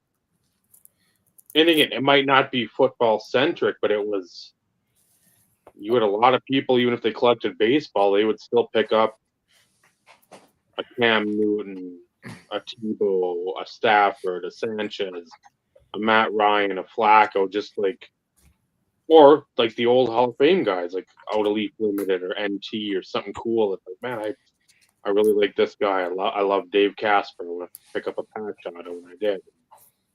Because then I think basketball would be a push for baseball at number 2.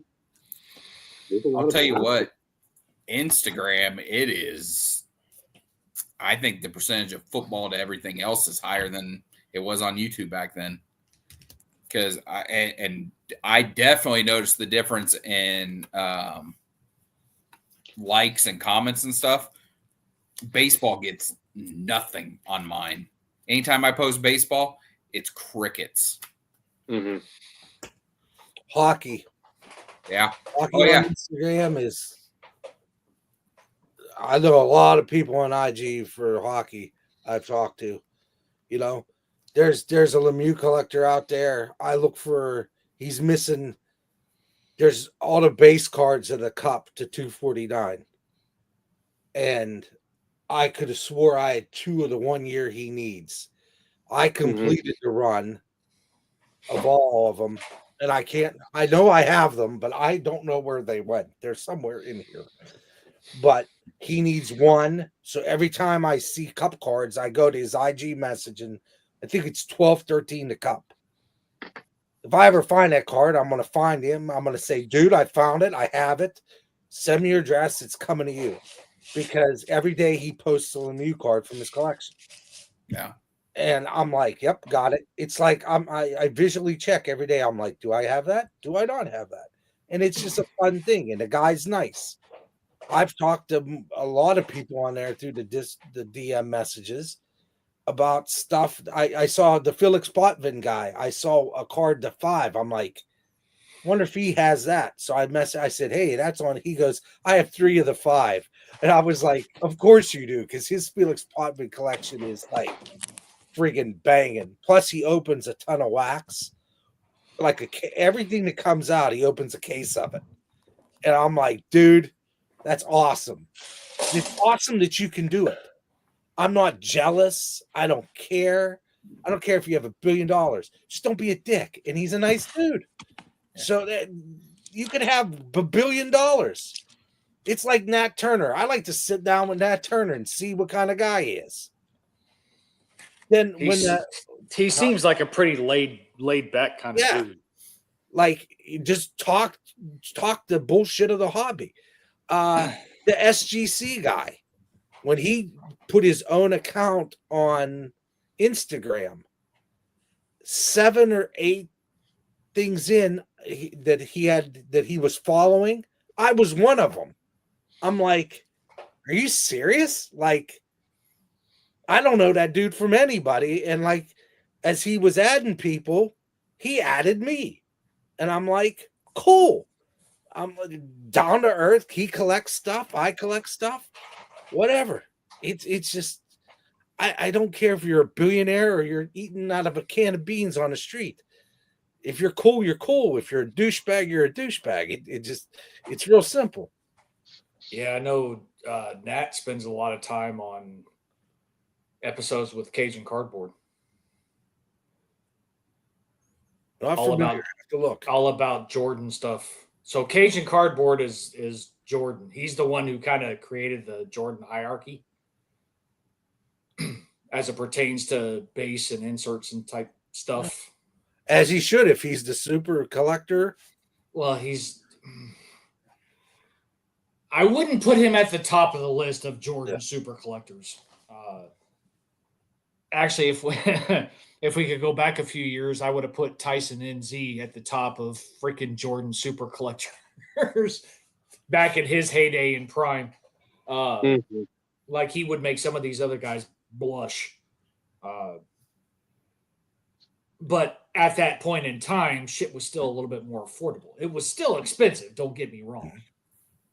But to answer your question, Ty, like a lot of the higher priced cards fell into the basketball world because of the rookies. And much larger audience of collectors. Correct. Because worldwide, it's global sport. Yeah, it's global. And it like Jordan was not the top guy. You're talking Durant, you're talking Derrick Rose, you're talking LeBron, all the main rookies and stuff from various classes. Like that's who you always saw. But basketball products were also more expensive in a lot of sense for a lot of the higher end products.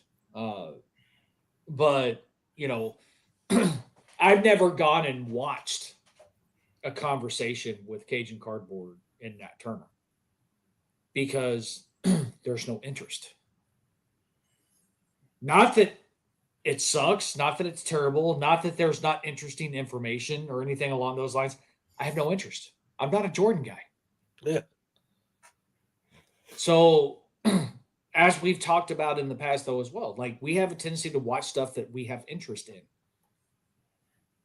It's not about the majority being X or the minority being Y. It's everybody prefers what they want to watch. So we're in a time in which vintage baseball rules the roost. No interest. I still will watch my football guys. That's the small handful of folks that are out there. Outside of that, I don't give a shit. There's a few guys I will watch, but that count is small when it comes to the majority, I should say. I watch all of Drew's videos. As do I. Yeah. And I have no interest in T206s and anything else or non-sports older shit. But like Drew's a good dude and like he's old school. Yep. Hence the reason why I watch him. It's Yep. the old school YouTube type video where it's just like why not watch it? It's not overly produced. Correct. No. It's hit record. Here's my He shit. talk a little apologizes bit. for long videos and they're 6 minutes. Yeah. That. And then there's me who would apologize for long videos and they're 20 and 30 minutes. Yeah. Those are long videos. Dave I don't- apologizes after 3 hours. I don't apologize Dave for any doesn't of it. apologize. No, I don't fucking care. That's hashtag facts, fellas. But If you listen to some of the- like the Stoddy boys will come on there. It's like, man, this is a long video. Dave Arch will be happy. You'll Yeah. hear that from some of those guys. I'm like, I am. I want to fucking either know what the hell you're doing or see what the hell you've been picking up or what's going on with life. I don't care. I don't want a 2-minute video because it's the TikTok fucking generation. Yeah, I my don't- video from a couple days ago is 27 minutes long. Yeah. And I didn't show 20 cards. No. You I'd watch. rather hear stories than fucking. Here's a PMG, UD exclusives, Cup Rainbow Base, Jambalaya. Here's a SP Authentic Future Watch Patch Auto 100. Here's a Supreme Patches of an SP Game Used to 8. I'm like, no, tell us. I don't care if it's a fucking. If you're gonna do that, make a slideshow. Yeah. Because if you're not gonna take the time to sit there and tell us, you don't have to have a soliloquy. You don't have to go on a preamble. But tell us a little about the card. It could be as simple as I got it because I thought it looked cool. Yeah, and hey, the guy that had it pulled it in like 2008, and he's had it. He just decided, hey, I'm getting out. Market is what it is. Good as time as any, and made an offer, and we went from there, and that's going to be in the collection. But instead of just showing a Lemieux, hey, mirror gold, mirror red, mirror blue, now certified blue, certified red, artist proof, base. No, I have the rainbow. I'm happy. Now, what did I get next? No, you're rolling through cards that are fucking some iconic cards there, and if you're just treating them like a fucking dime store dime box card, then well, again, some people might enjoy that. I don't. I've always said that. I'd rather have a 20-minute video showing 10 cards every time. I don't need to see 55,000 cards in like 10 minutes. You're trying to like set some sort of fucking Guinness Book World Record. I used to watch all kinds of videos. I would go searching. The last year, I've just been so in the doldrums of the hobby that I've watched our friends, our outer circle of people. Copyright 2024. Thank you. Established.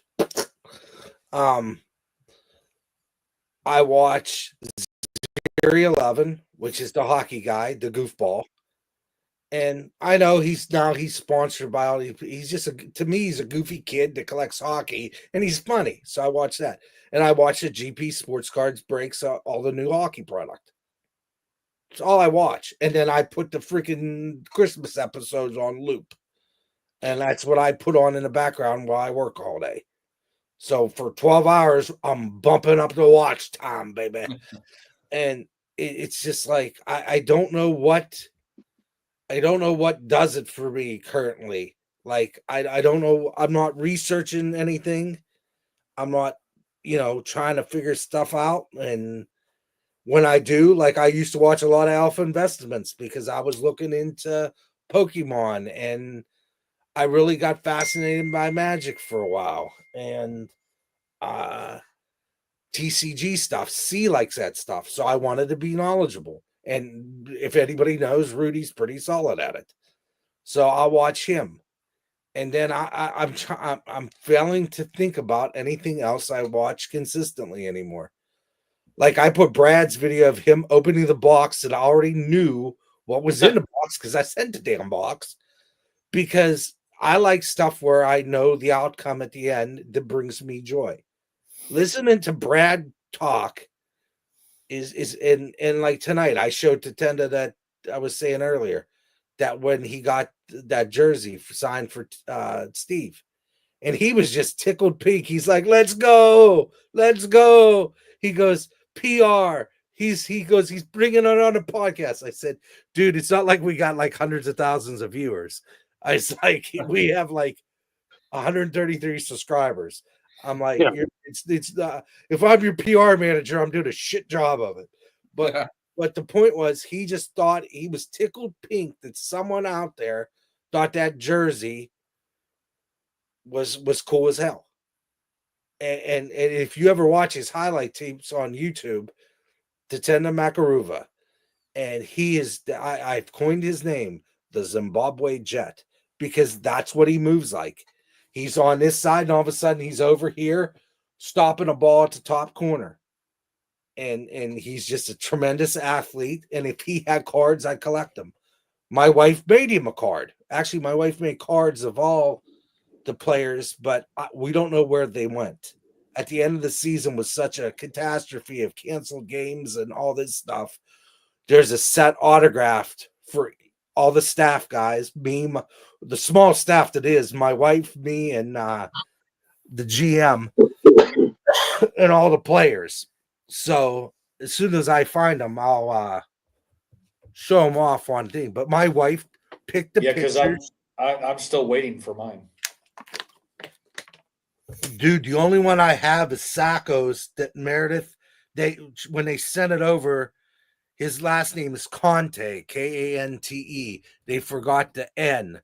So it was sort of an error card. So she sent them back and they redid them. But I have all the error ones. But it's a nice solid red border with some stars on it because they're the Michigan Stars. She picked out all the photographs. She worked with the team photographer, Sam, picked out all the pictures, and then she worked with all the players to put all the stuff on the back. Like, where's your hometown? How old are you? What's your favorite moment of hockey, soccer, and that kind of stuff. I mean, she really put effort in it. And when we didn't have a canceled home game, which was prevalent this year, the kids, we signed them at the end of the game. So anybody, you got 4 or 5 a game, then you'd come at the end and all those people who were on the cards would sign them for you. So I bought a bunch of paint pens and Sharpies and they would sit there and sign them. And it was cool. I mean, that's how you invigorate the hobby. Not like, how much is this card's worth? You get to go see this guy, even though it's third tier American soccer, professional soccer, might I add. But I know these guys personally, working with the team. If I was a kid, like everybody says, C's so privileged. C's just, it's like, she's just like their little sister. She's been hanging around this locker room for 5 years with these guys. And anybody could have done that. When they first started out, they said, come here. You could come to lunch with us. You could do all this. I do not. Me and the better half do not have a card. Wee Woo is I don't know if C gave him a nickname or the wife, but he's our trainer. And Dave is his name, but we call him Wee Woo because his second job is an ambulance guy. So he's in the set, and Chris, our GM, he's in the set. But and George, the owner, and then just the players. I am not in the set. Maybe next year if we have it. I'm director of game day operations, and I get paid nothing. But they had to put it 0.0 because Chris always says next year you're getting a raise. And there was this one lady who wanted to come work for us. He goes, I'll pay you as much as he gets paid. She goes, well, how much does he make? And I go, I'm like, lady, you're not getting squat. This is a labor of love and passion and being, when do you have a chance as a 47-year-old man to try to mentor a bunch of guys that are in their 20s that might not know a lot about life and stuff? They could give them, hey, what do you think about this? It's like I have 162 sons scattered around the earth. And like C said, we're going to have the biggest reunion when I graduate from high school because I want to have my graduation at the facility. I want to invite all the former players that were close to us. And I want to have a big party. So, and you 3 all will be invited too. So, Dave, you can play soccer. I want to see it. We can finally see the Cobra Cret in action. Well, get the Wee Woo guy fucking ready then with the ambulance because I don't know what your fucking vision is of us playing soccer, but Oh, the other day, Defense. Just play defense. You just be play good. defense. Trust me, it's the only thing I'm a little top heavy right now. And I went to strike the other day. Tim was in that. Cease gets 3 penalty shots against him at the end of every practice. And he's like, PR, come on. I've been dreaming of this. Me against. Oh, it was the most horrible shot you ever wanted to see. Like for a couple months when I lost all that weight and I gained half of it back, I am horrible now. Like when I lost that weight, I was actually sitting there when I was at the facility, I'd go in there and just strike the ball as much as I could, trying to be active and do it. Meredith got this on tape. She goes, that was the most god awful looking attempt at a strike I've ever seen in my life. So the first thing she did was send it to Chris, my buddy, who's the GM, and said, look at this fine athletic specimen. And I'm like, it's amazing what 25 pounds will do to you. I will tell you that. Because I put 25 pounds back on and I feel like I'm gonna teeter-totter. And it's just it's like I'm off balance when I shoot. And so New Year coming, resolutions and all that shit. Try to lose some weight. Probably drinking 2 of these doesn't help, but No. yeah, double fist and Sonic sugar drinks don't help. But You'd be better off double fisting beers, man. yeah, probably. That's why I'm trying to counteract it with water. It's like but if kids can get into the hobby that way, go into a game, finding a player they love, not the player that's worth the money. Too many times everybody says it's just a hobby, but every time you turn back the clock, it's all about the money, not a hobby. So, I don't care if your collection is worth $5 or 5 cents. If you're happy with it, not that you're proud of it, that you're happy with it and it makes you happy, Vinny, like that gold card that I was sent and all the other stuff I was sent for Christmas. And the friendships I have because of the hobby, I'm tickled pink. So, or as Bob Lewis would say, I'm tickled puce. So, or chartreuse. Mm-hmm. It just, I mean, simple friggin' things make me happy. I'm a simple man. It's like, what is that? Oh, the parking, the brain fog is so bad lately. Leonard Skinnard, that's it. Leonard Skinnard, Simple Man. If you listen to the lyrics of that song, if you live by that, you can't go wrong. I mean, just be a simple man. I'm simply entertained. I'm simply satisfied. I'm rich in so many ways. I'm rich with friends. I'm rich with a great wife, kids, grandkids, friends. They're my family. If I've been dealt some shit, yeah. My family's been dealt some shit, yeah. But I keep going. I keep striving for a better life for everybody. And if I can do a part of making somebody smile for 5 minutes, that's a good person. Screw you, goofballs. I don't care about them. I try. If you at least you're out there trying to make somebody the 12 packages of Christmas or the 12 cards of Christmas or whatever, it just, little by little, you keep on trying to do it. And you're still opening stuff. Well, the only reason why I showed it is because we talked about Drake May earlier. Oh. Simple stuff like these. 2000, 2001, they did the tribute to Lemieux in paper and in chrome, and they do the chrome refractors. And to me, these things right here are just, there's less of these than his rookie card out there. And I got these for like $20 shipped for both of them. And I was just tickled pink because look at them. They're beautiful. It's simple stuff. This thing. Numbered to 75. I've seen 3. I own 2 of them. It's just the simple things in life. And while Dr. Exclusive doesn't get his mail, I got yelled at today. My wife just like, why is there 12 packages in a the mail thing that they carry the mail into little tubs? They drop that off. She's like, why is there 13 packages on my porch? I'm like, because it was all from Canada. So all the Canadian stuff is starting to flow now.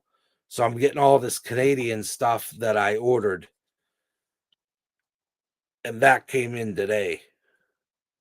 It's out of Dominion, I think. Yeah, Panini Dominion, authentic materials, complete sweaters out of 25. 9 out of 25, which is Shelby's softball number. So that means that's something cool that I look for. Like I've said it before, like Naomi's stuff, and you try to get those numbers, and I try to get numbers for C and all that stuff. But this hobby gets me down, mostly because of the people being dumbkoffs about things. That's what gets me down about the hobby. Just be cool people. That's the ignorance and the goofiness. That's what gets me in the doldrums. Because hell, I love collecting cardboard. I will be the first one to tell you this hobby is freaking great. I like my other hobbies too, but I haven't met all the people that collect pens and watches and pen knives and other stuff. I just didn't get into that, but my card people are my people. And then you find out the card people collect Eagles and Marvel statues and plushies that look scary. There's people do other things than cards, and I don't want to talk about cards all the time. I like to talk about other. That's new and disturbing. Those are disturbing. They really are. That's a axolotl. Thank God it didn't have genitalia. That is. That's a whole lot of creepiness. I found that book you bought me. I'm cleaning the office, and I was going through a box, and I saw the book that you got with the progression of man on it that C was looking at. And she's like, she came down here and she's like, oh, that's the Nightmare Fuel book. She's like, I remember when Uncle Dave got you that. I was like, yes, I do too, child. But then here's the kid that talks about Nightmare Fuel. 1 second. This is what she put on my door. Hold on. I think it just has tape on it. Yeah. And Joe, I scored 60 points in a 6th grade basketball game once. Before I followed out. Buy those books, and then she makes this for me. Yeah. Because the kid loves horror movies, which I detest them. But I'm sitting there washing shirts with Freddy Krueger and Jason and Michael Myers on them. And Freddy Fazbear, and what's the other one? Something else. And then the Bee Gees? Huh? The Bee Gees? No. John Cougar Mellencamp. But she likes horror stuff, and she draws that stuff, and it's to me that's pretty good for her. She drew this last year when it was 12. She was 12. That's pretty good for a 12-year-old. Like, she's showing me all the stuff she's doing in art class, and she did this thing of Billie Eilish, and it's amazing. It's half the picture, a real picture of her, then she drew the other half, and she's just got tremendous skill. She's like, I want to be an engineer. I want to create stuff. Like, she wants to get a 3D printer. I said, can't wait to get her that to see what she's going to make. Nope. She was talking to some guy. She got this dragon that's about yay long, and it just articulates. It's cool. I'll bring it out in the next episode. But she's like, I want to learn how to make that. And I'm like, I said, just teach yourself. She Mhm. goes, well, how do I do that? I said, when I was young, I'd have to go find a book. Mhm. You hit a button and it'll tell you. Google. Anything is attainable to learn. So, Or YouTube. Go look at the yeah. how to. Yeah. I'm like, there's nothing in this world you can't do if you want to do it. YouTube is how I work on my car. Yeah. There's a lot of good YouTube car stuff. Since that's that and a lot of do-it-yourself. I fixed my ice maker. Meredith and I watched 2 YouTube videos. We fixed my ice maker in the fridge, and we fixed the filter was stuck. So we watched a YouTube video, and she's like, "Haha, we got it." You know, those we didn't have that growing up. It's like a No. how-to. It's like a DIY thing on the thing. Why pay somebody? Like my dad always said, he goes, "You either learn to do it yourself, or you pay somebody to do it. Your choice." He goes, with YouTube, because my dad watches YouTube all the time. He said, I don't watch TV, I watch YouTube. And he said, he's into hunting and reloading and firearms and different stuff like that. And he sits there and watches Hickok 45. It's a guy on YouTube. He reviews guns and stuff. And my dad just enjoys the heck out of it. And he'll sit there and he talks to my brother. My brother will watch the same thing. My brother, who has MS, he'll watch there's a Italian lady. All she does is cook, and he watches it. And he watches there's a guy that runs his own wood mill, and he's using the wood from the wood mill to build his house. And my brother, being a woodworker until the MS hit, that's it to him. He's living. He's like, if I could get up out of this chair and do this, I would give anything. So I'm going to watch all these people do this because it's what I enjoy. It was my passion. My brother was amazing woodworker, amazing. And it just cut him down. And it is what it is, like he says. And I know you love that sentence. It is what it is, Dave. But you what's the Marine thing? Improvise, adapt, overcome. And then I worked with this lady. She was probably about 30 years older than me. And she goes, in the Army, it's shoot and then sort out later. I was like, that's a good one too. Can this Italian lady teach me how to do veal picante?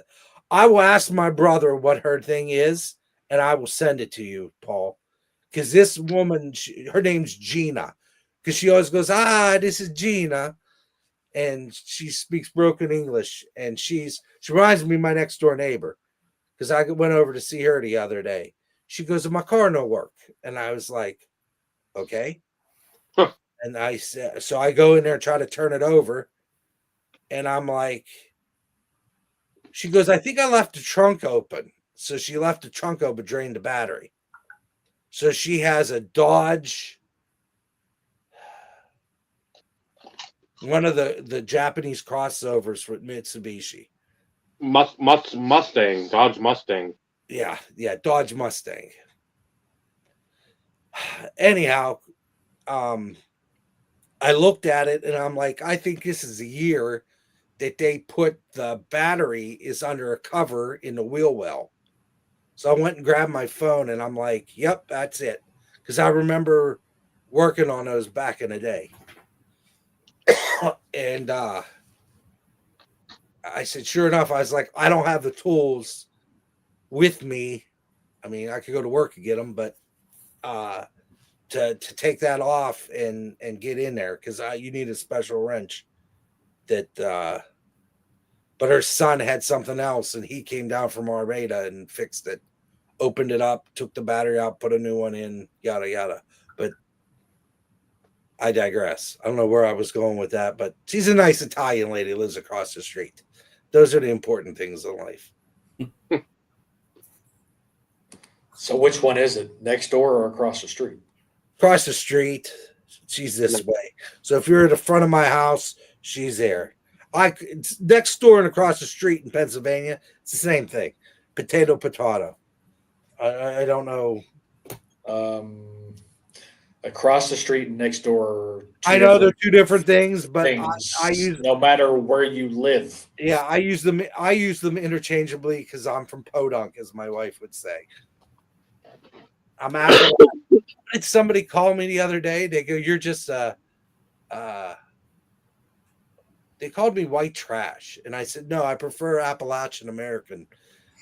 If you remember what that saying's from, if you ever watched the Dukes of Hazzard movie, and they said something to Johnny Knoxville, and Johnny Knoxville, he goes, "I prefer the term Appalachian American," and I was like, "That was gold," because that's where I'm from. So I always say, "Well, it's just because I'm an Appalachian American."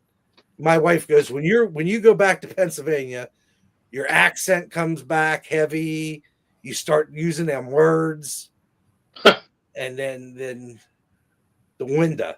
She always yells at me, "The what?" I said, "The window." "You mean the window?" I was like, "Yeah, the window." Bob speaks my language, so it's very easy to talk to Bob Lewis because I could say, "Well, I put it up again by the creek," and he'll know exactly what I mean. I'm still trying to understand how anybody could call you WT. They obviously don't know what WT is. I don't know. It was some lady. I turned my head and she had a fake Louis Vuitton, and you could tell because it just didn't look real. And she was saying how she got it for $400. I'm like, if you got that for $400, that ain't a real Louis Vuitton bag. I'm sorry, or scarf or whatever it was. I'm like, I was just minding my business, buying stuff for my grandkids at Hobby Lobby. Notice how every time I say the word hobby, I have to Yes, certain. yes, and you can stop at any time. No, I prefer to do that for the rest of eternity. I prefer you not. 2,000 years from now, when you come over to visit, I'm going to say, "Steve, it's just a hobby. It's not about the money, Steve. It's about the hobby." Shut your face. Moving on, as Dave would say. Yes, over 2 hours. Didn't they Yeah, expect it to go that long? Yeah, it was a good episode, though. Other than I think Michael was trying to force himself to stay awake for the last bit of it. Probably. I've been successful. The last 2 Yeah, hours. I'll give you credit, dude. You made it through the Christmas episode almost to the end. You were a trooper. Yeah, I was not mentally prepared for this to be tonight. Well, you've done well, sir. Yay! I didn't start snoring and I didn't shit my pants. So it's always two positives at the end of the day. Yep. I breathed it and I didn't shit myself. Good day. What's that from Dances with Wolves? I've pissed myself and there's not a damn thing I can do about it. Sir No, Knight. Sabrina, the Teenage Witch. Oh, I just pissed myself. And there's nothing anybody can do about it. yeah. I couldn't remember if it was pissed or soiled. No, pissed. It's pissed. Well, no, that's the Pokemon movie. That's what that's from. No, Dave. The Pokemon Go movie is actually pretty good. I recommend it if you haven't seen it. With Ryan Reynolds. I'll pass. I will agree with that same statement. Your loss. Like So- him not eating ricotta cookies. His loss. They're delicious. Ricotta cookies. My mom makes cookies that have ricotta cheese, but instead of like when you do lasagna, you use spices to make it a certain way as a filler for the lasagna, and you make it salty. You make it sugary with other things, and you put it in a cookie, and molto bene. Very good. Gag. Eat that after you eat a nice piece of roasted lamb and potatoes. Oh, nothing like it.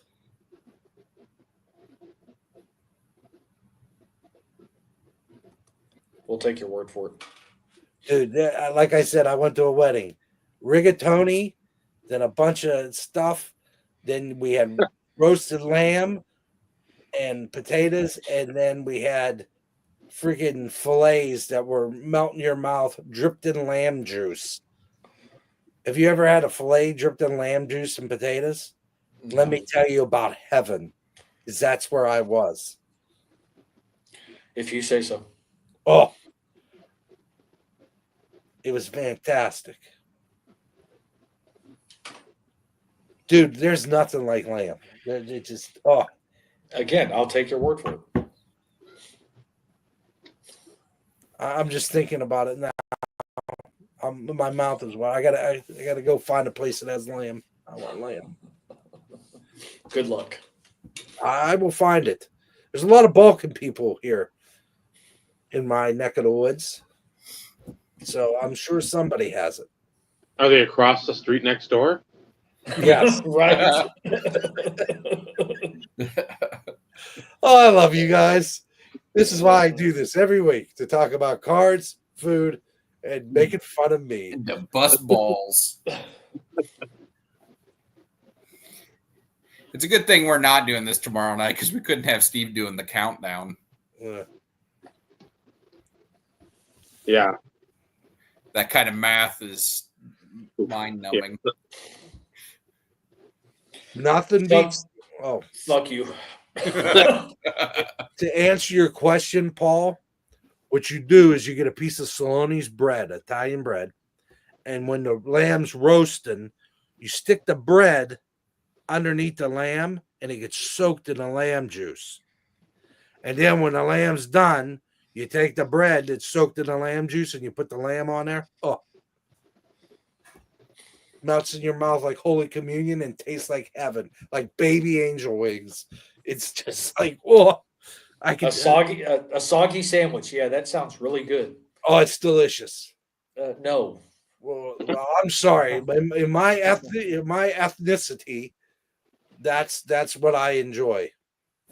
It's fantastic. A good sandwiches dip are sandwich. not supposed to be soggy. We would roast a pig or a lamb, usually both at the same time. My grandpa would just reach around and grab an ear off and start gnawing on it. It was funny. All the kids would look at him like, "What's he doing?" And he'd just sit there and laugh. Ah, the joys and memories. That's the other thing I enjoy about our show. We bring back the memories of our childhood of eating pig's ears and soggy sandwiches. And now I will go on mute and let Dave continue with the show. Tie a bow on it, Dave. Tie a bow on it. I'd say the only sandwiches I like that are soggy are like Michael said, like a French dip or like something like that. Or it's not even really considered a sandwich. It's got the one or two pieces of bread, but it's not even open face. It's just the shit's popped on there. It's like the hot turkey or hot beef sandwich. Yeah, open face Those roast are beef good or open face turkey. They're amazing. Yeah, that's White bread, meat, mashed potatoes, and gravy. yeah, and then that's it. Yep. Now I'm hungry. Yeah, that usually happens no matter what. So Yeah. like, especially on here. We did our holiday dinner at work tonight. So I went and picked up the 6 racks of ribs and the giant aluminum pan of mac and cheese. And I would have taken those in, and I would have went to a table in the corner, and I would have said, "Fuck you guys! I don't give a shit." most people, they just I told everybody last night, I sent them out a group text and just said, hey, I'm bringing the food in at 4:30, so it would be smart to bring in to-go containers. So that's what most people did, because you don't want to eat that and then start your shift. No, fuck no. So everybody ended up with 10 rib bones, and they took a bunch of mac and cheese and only put a dent in half the pan. And I brought that half a pan home. That can be some And, like, supper. Yeah, and I think there's like 13 or 14 ribs in there. Oh, that So sounds delectable. that's what I'll be eating for New Year's Eve. Nothing good like good barbecue too. Yep. Oh, The inside of my car smells amazing. Did you have the meat sweats in here? Yeah. By the way, Dave, there's water. Go in there later that day, and then after you had the meat and the mac and cheese, and then take a whiff. Smell might be a little different. Nothing wrong with it, because again, you hammer through that good food, but yeah, how the weather in there will change. Gabagool to the nth degree. By the way, Dave, those Albanese watermelon, whatever they are, gummy bears. I ate the whole back myself. At least you got something out of it. Fantastic. I got a couple of the sherbet things. Meredith pretty much killed that bag. I got like 6 of them at the bottom. She's like, I'm over these. I'm like, you're over these? I said, well, you look like you were over it about 5 times. The bag almost empty. Working on which gods now, the butterflies. Yeah, the last 3-4 days I went through one of the Peach-O bags. I love the peach rings. Those are Are next. I have none left. I believe that. I'm sure the kiddo indulged a bit too. No, like they had for anything that like neither one of us have tried. Like it's all about trying each flavor type of situation. And they were pissed off they didn't get any of the sour gummy worms. So when we went to Walmart for a few things yesterday, I ended up getting a small bag, so they at least got to try all the flavors. I'll finish killing that bag just because they're good. And I have one bag of trees left. Did you get me the Nutcracker peanut butter ones, Dave? Were those in yours? They were mine. Okay, so that was the first thing I killed. It might have been one of yours too. Yeah. Meredith was eating those, and I had one of those last night for the first time. They have a different taste than the trees, but they're delectable. Well, it's less peanut butter. That's the difference. I mean, trees of decent, like I don't want to say decent size, but they're roughly the same size as a normal jumbo cup or the bigger cups, but they're thicker. So like, there's a little bit more peanut butter. She likes the white chocolate ones too. The white chocolate trees or eggs or whatever they are.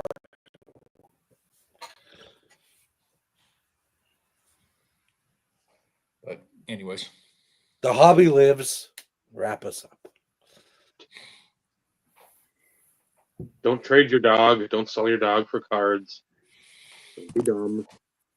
Even if your nose is the size of fucking the Autobahn. Don't like your cards more than your kids. Yeah. Even if you're joking. Then it's not a hobby. Then you got some issues. You too, Jeff. Yeah, it's. We've said it before too. It's like the company you keep and the circles you run in. If those people are saying the same thing over and over, it's a parrot. They're parroting, then you're gonna fucking start believing the same thing. No. Believe the stuff you believe because of your experiences and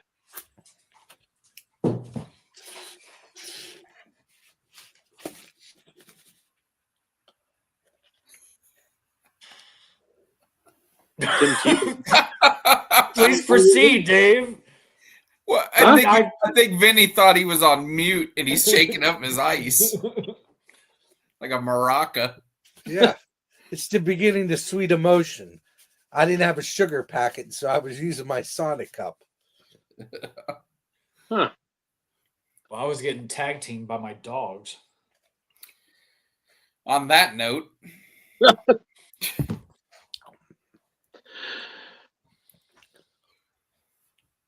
we just lost the PG rating. Well, I think that was early on. That happened years ago. 7 F words. We're definitely in the R category. TVMA.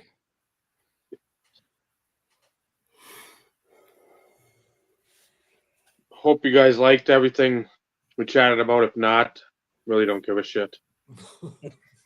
Except for those people voting for the YouTube Hall of Fame. That's coming up in a few weeks. So remember those minutes. Because that matters to us. None of the above. And if you're going to vote for anybody from Missouri, don't vote for that one. Vote for someone else. This is opposite day, by the way. No, this is... Oh. Hobby.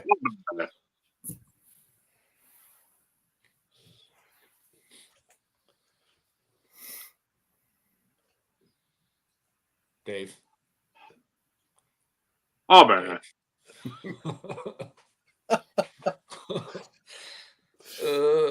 Oh, we're all going now. Anyhow. Fuck me.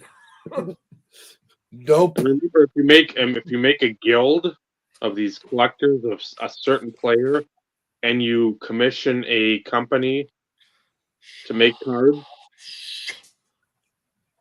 for a specific event like the National in 23, maybe, don't come on the video complaining about that company making cards of the player you're collecting, because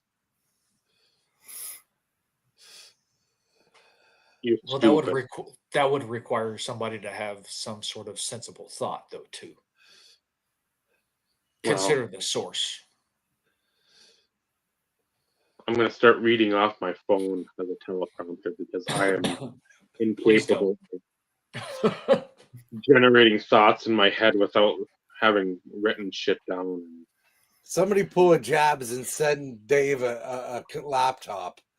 This is the IRP episode. Oh, sorry. Yeah. So, again, hope you enjoyed the fun, lighthearted conversation. Rare, I know. We're out traveling again, too, for New Year's, all that shit. You're binging it up. Make sure you fucking stay wherever the fuck you're at. Plan ahead. Don't be dumb. Uber, Lyft, whatever. Yeah. There's options. Not like And don't walk if it's like 30 below, Paul. And fucking the middle of nowhere, though. Stay in somewhere warm. R.I.P. to Ricky Henderson. Make sure to say that, because that. And Greg Gumbel. Yep. Jimmy Carter. Well, he was 100, so that's. Still. He was 100, so that's. Still. I think he's going to give me a day off. Yes. I believe January 9th is going to be a day of mourning. Yep. And afternoon. All federal offices will be closed.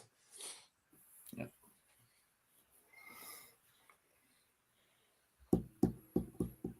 So, travel safe, party safe, and we'll see you here next Tuesday. We might talk about the baseball hall of no. The football hall. No.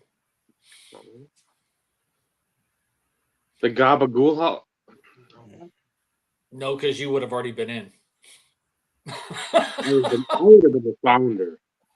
I don't think any other card people on here than our inner, outer, any periphery have fart videos on YouTube. Hashtag facts. Or shorts or whatever the fuck you want to call them. We're So talking about our 2025 goals. I've actually made a couple things.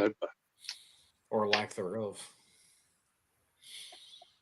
Wow, look at Dave. Look at you go. I lost mine from last year, so I don't know what the heck I even did. I didn't make any, so I don't want to. It's stuff I want to do, and it's actually stuff I want to have like completed. So, and it's going to be stuff that's very obtainable. I'm drawing out the clock. Shut the fuck up.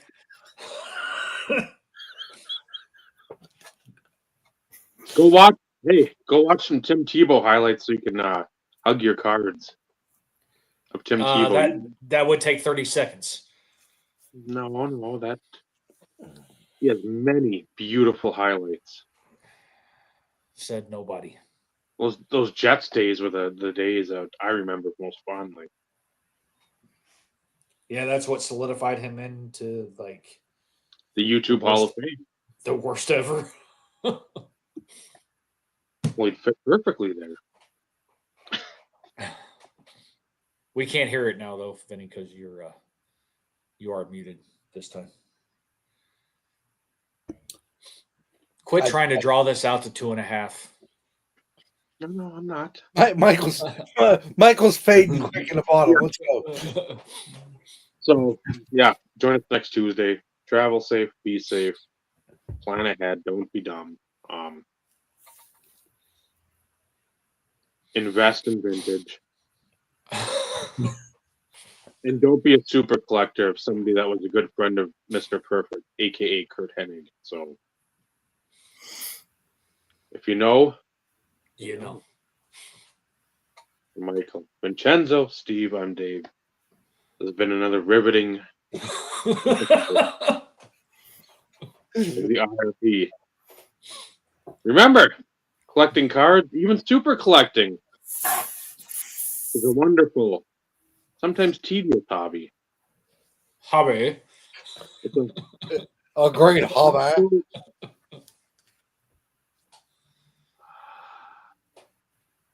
Hobby. The friendships you forge along the way, and the card mutiny. Card mutiny? Card mutiny. That's us. As Paul says it. Good night, everyone. Good night. Good night, everybody. Happy New Year.